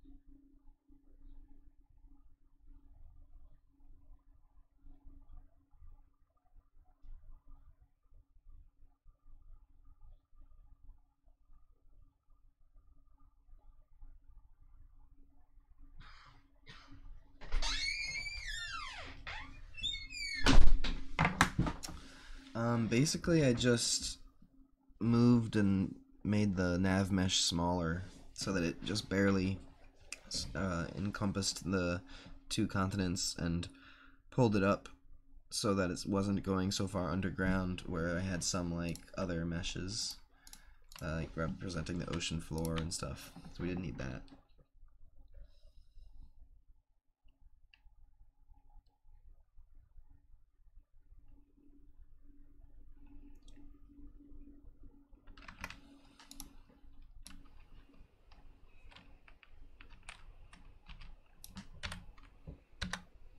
Oh, it's all red.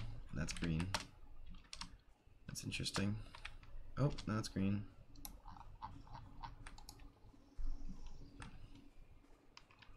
Ooh, it's roaming time. Yay, roaming time. Yay.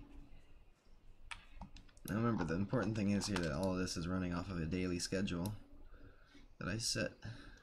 So I'm just using rudimentary behaviors to represent it. Yay! Rudimentary behaviors! Yay! So let's go to the foothills dude and see how he's doing. I can see where he is over here. Oh, there we go.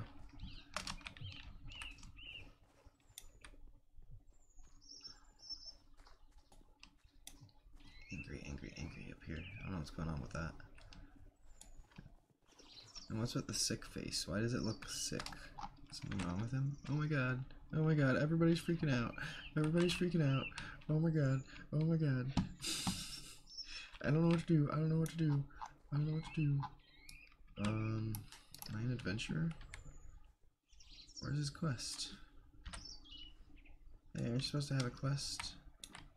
But I already do it. I'll get this here.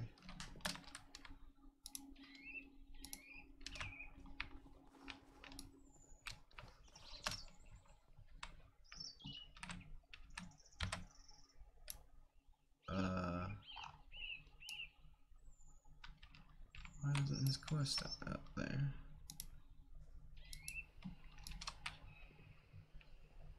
Was this dude's quest up?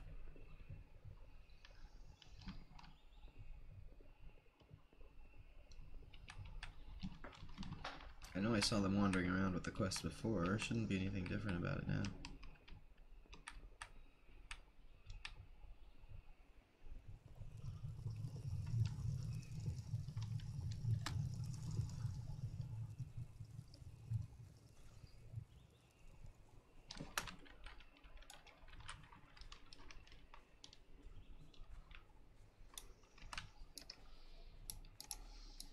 There it is. This guy's quest pops up. I wonder if I didn't finish it for the other dude. I probably just didn't finish it for the other dude.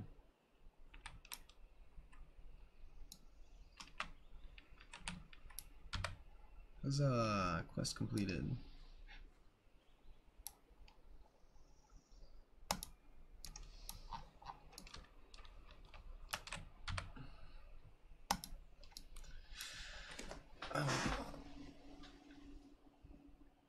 Cool. So now I can move forward with building a tavern because I feel like my NPC will have a life in there.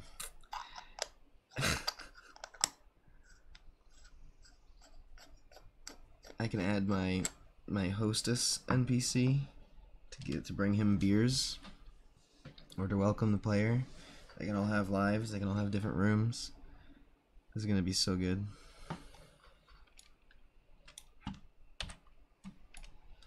I can tweak the nav settings to whatever is necessary once I really figure out gameplay.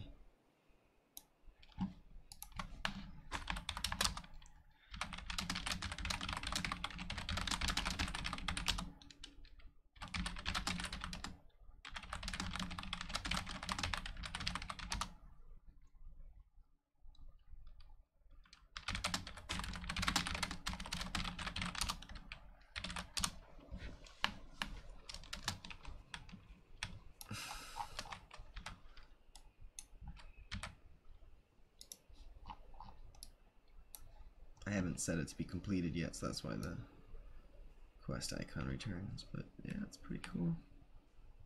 What's he doing? He's stuck there. It's all red. I don't know what the red thing means. It's calculating it, or... oh, there it goes.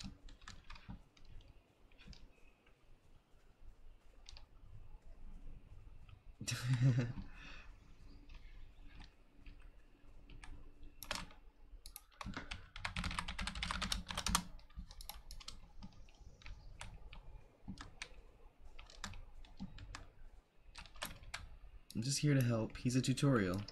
So if I show up and I say, hey, and all I'm carrying is exactly how I spawned out of the spawning area, he says, you look like you just came off a family farm. Don't you know how to wear a backpack? Try me again when you got yourself sorted out there. And then some instructions to remind you to do stuff. I could reformat this too to make it easier to read. I'm curious what happens if he walks away. Is this window gonna close? Oh. What if I walk away? there goes. So what if he walks away from me? Pretty reasonable distance though. I need to put like different fonts and colors or something. Make this like not bold, make this bold. I think currently, when he walks away, it disappears. Sparkles!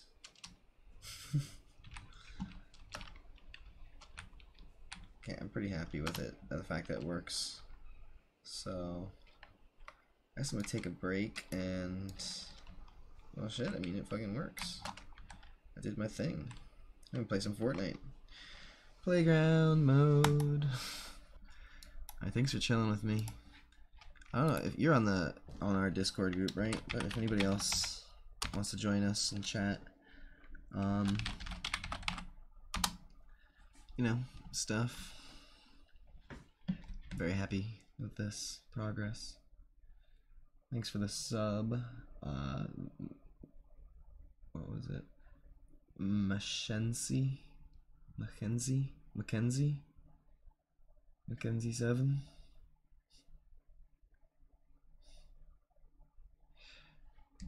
Only works for YouTube.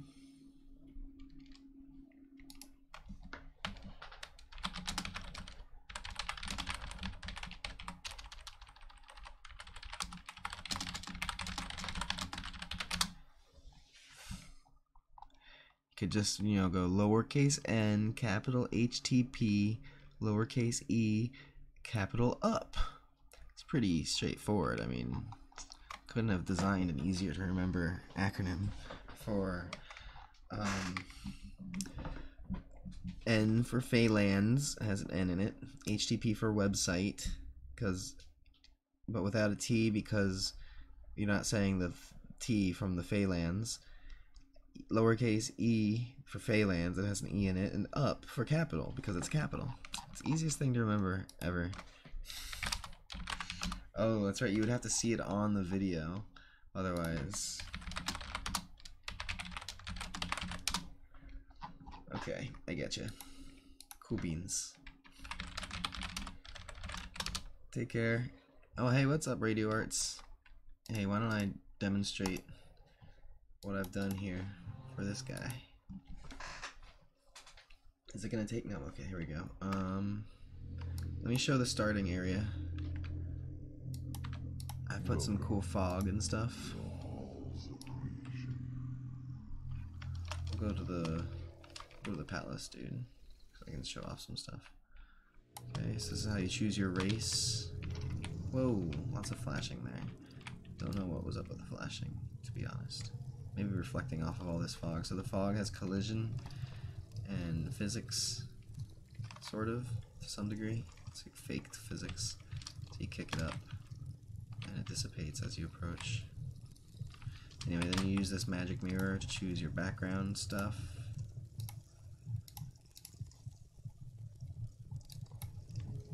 Okay, you can talk to this guy. You can say, H, hail, what's up? Alright.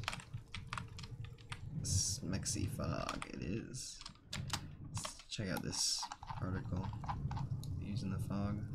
It looks alright. There's some clipping there as far as, what do you call it? Like, draw distance. So here's my dudes. This is a player that I just logged on. Wait, that's a player I just logged out as. He's a human player, so he's an enemy faction. Here's the NPC that's going on a hourly schedule. Hey, what's up, Scout Dickens? So his daily schedule is every 3 hours with a very fast moving sun, of course. He switches between roaming randomly and just standing there emoting randomly. But it's based on a schedule that I set up. So here's the only quest so far is to make sure you're wearing your backpack. Okay, talk again. Yes, open the backpack, get the letter.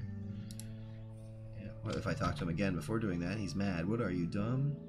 Do you have some business with me or not? I'll get the letter. Oh, he's walking away. Whatever, wave at him. He takes the letter. No more letter in my hand. And he gives me this. And now if I talk to him again, here to train in addition. Oh, that's just placeholder basically. But it's the daily schedule thing is the important part. He shifts between these two states for now. But I'll put it in the whole. My plan is to make this tavern dude. Oh, also check this out. So this is a password to log in as that character.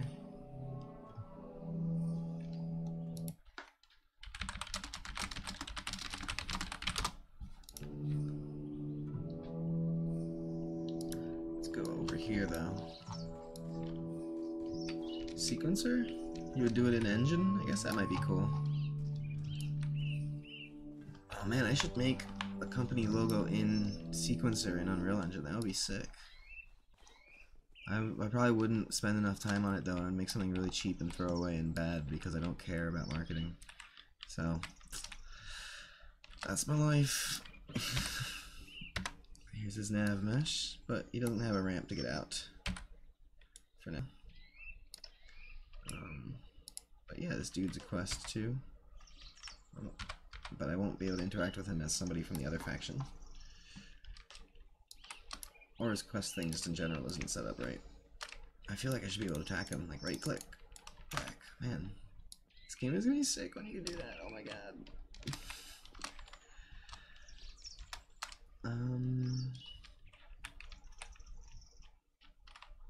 So anyway, you got the idea.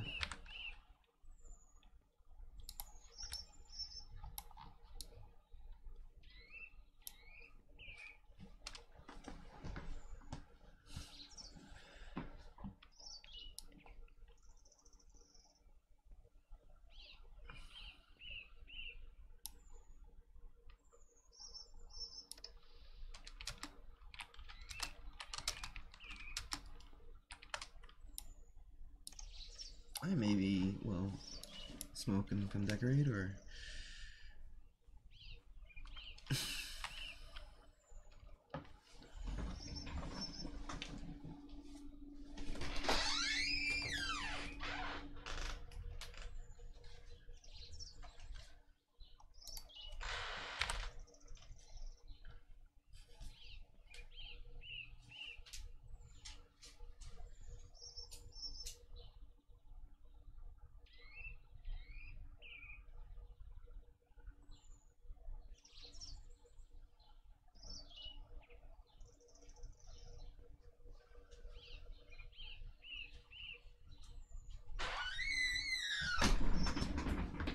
It's pretty cool, man. It's pretty cool.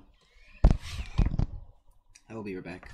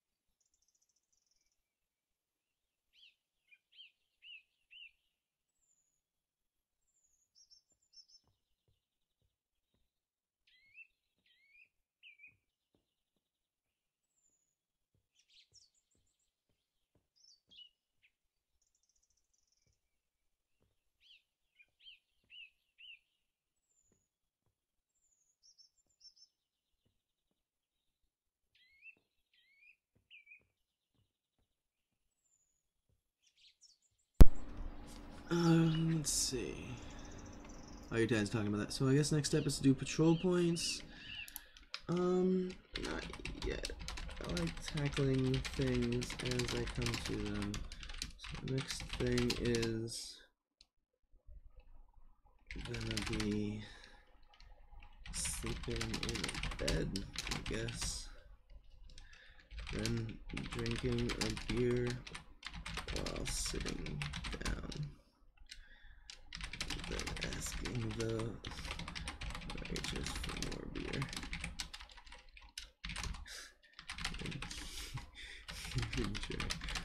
Beers. I don't even. I get a little bit into the minutia, but if you think about it, it enables so much. It enables sitting in chairs for characters,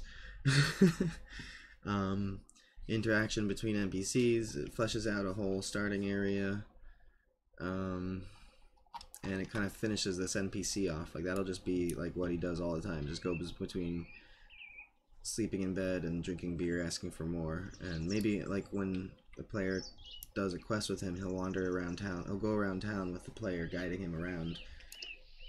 So if you're a new player and you come here, you might be like, "Where's the dude?" And they'll be like, "Oh, he's out guiding someone around town right now. You can wait for him to come back, or go find him if you like." You know. And that'll be that dude's whole thing. That's what I'm trying to do, is just set up all the intro NPCs. So that's, I mean, like I've done the surface level of this NPC, but I haven't really done any gameplay with him. And that would be the gameplay for the adventurer, is like some sort of little quest. Some sort of little like fun quest. And since I don't have other NPCs to go visit, basically once I've started that quest, I'll be like, okay, time for the next NPC dude, which will be, I guess that's really what we want to see, is what is the next NPC dude to do. And I'll go off of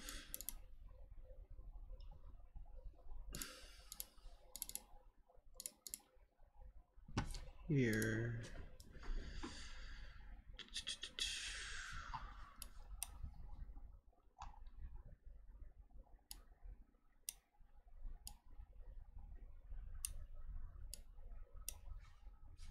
The free citizen starts with room in a tavern, return plans for house.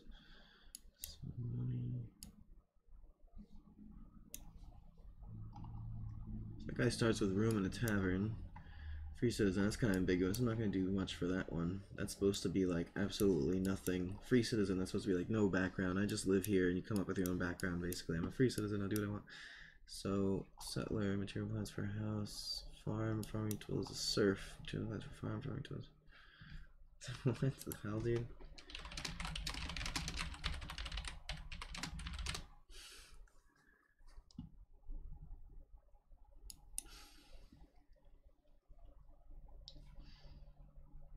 So the serf then will be farming tools, plans for house.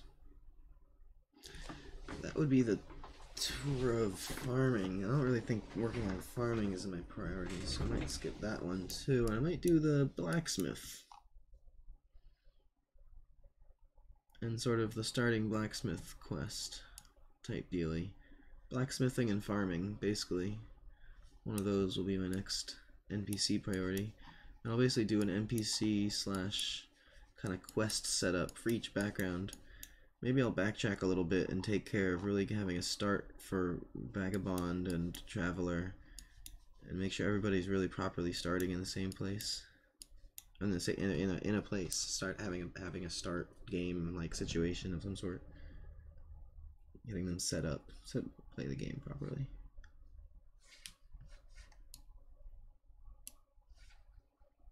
So as you see, this adventurer quest tutorial thing is just for people who choose adventurer as their background, and so everybody gets a different sort of like NPC. Not everybody gets their own NPC, but like about half of the backgrounds that start in town will be associated with an NPC that everyone is associated with, like the blacksmith, you know. It's peer-to-peer.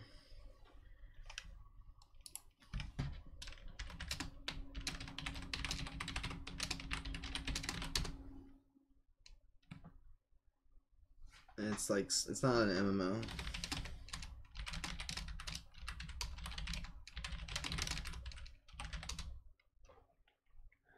It's just like maybe like we'll see how many players we can get.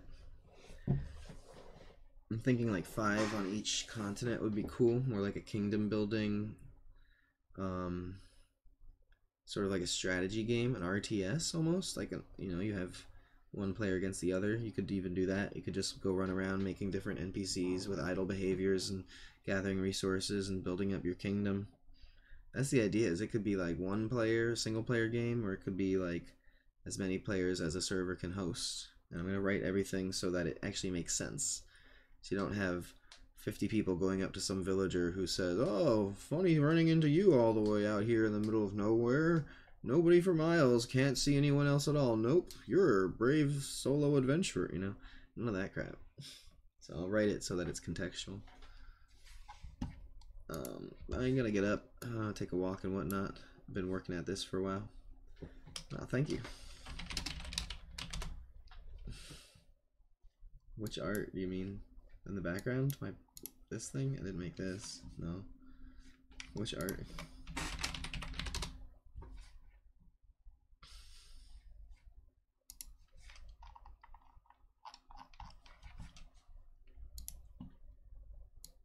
I'll look at this again someday.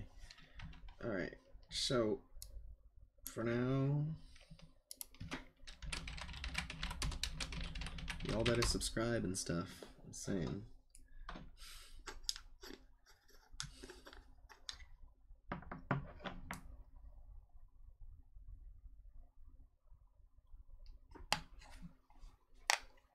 It's funny, there it is. Take it easy, Dirty. I'm trying to wait until that disappears so I can. It only works on YouTube.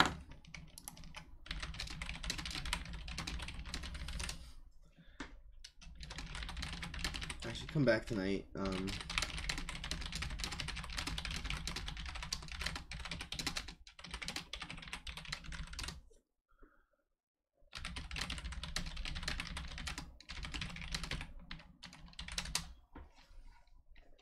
Yeah, it's like multi-streaming, and YouTube is where most of my commands. You can do status on there, and it'll do this, but it'll also do this. It is Wednesday, June 27th, 2018 at 12:15 p.m.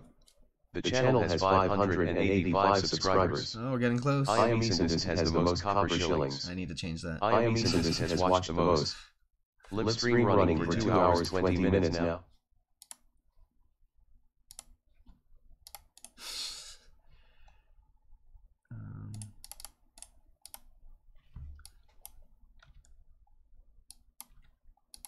There we go. WR Productions has the most. Crazy Beast and Twist and Zymoos, the Gamer Flame. This dude, for some reason.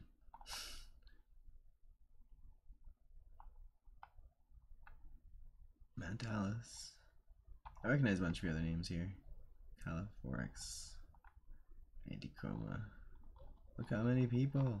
It keeps track of how many minutes they've watched. Oh my god. Chicky G. What the fuck? Alright, anyway. Take it easy, y'all.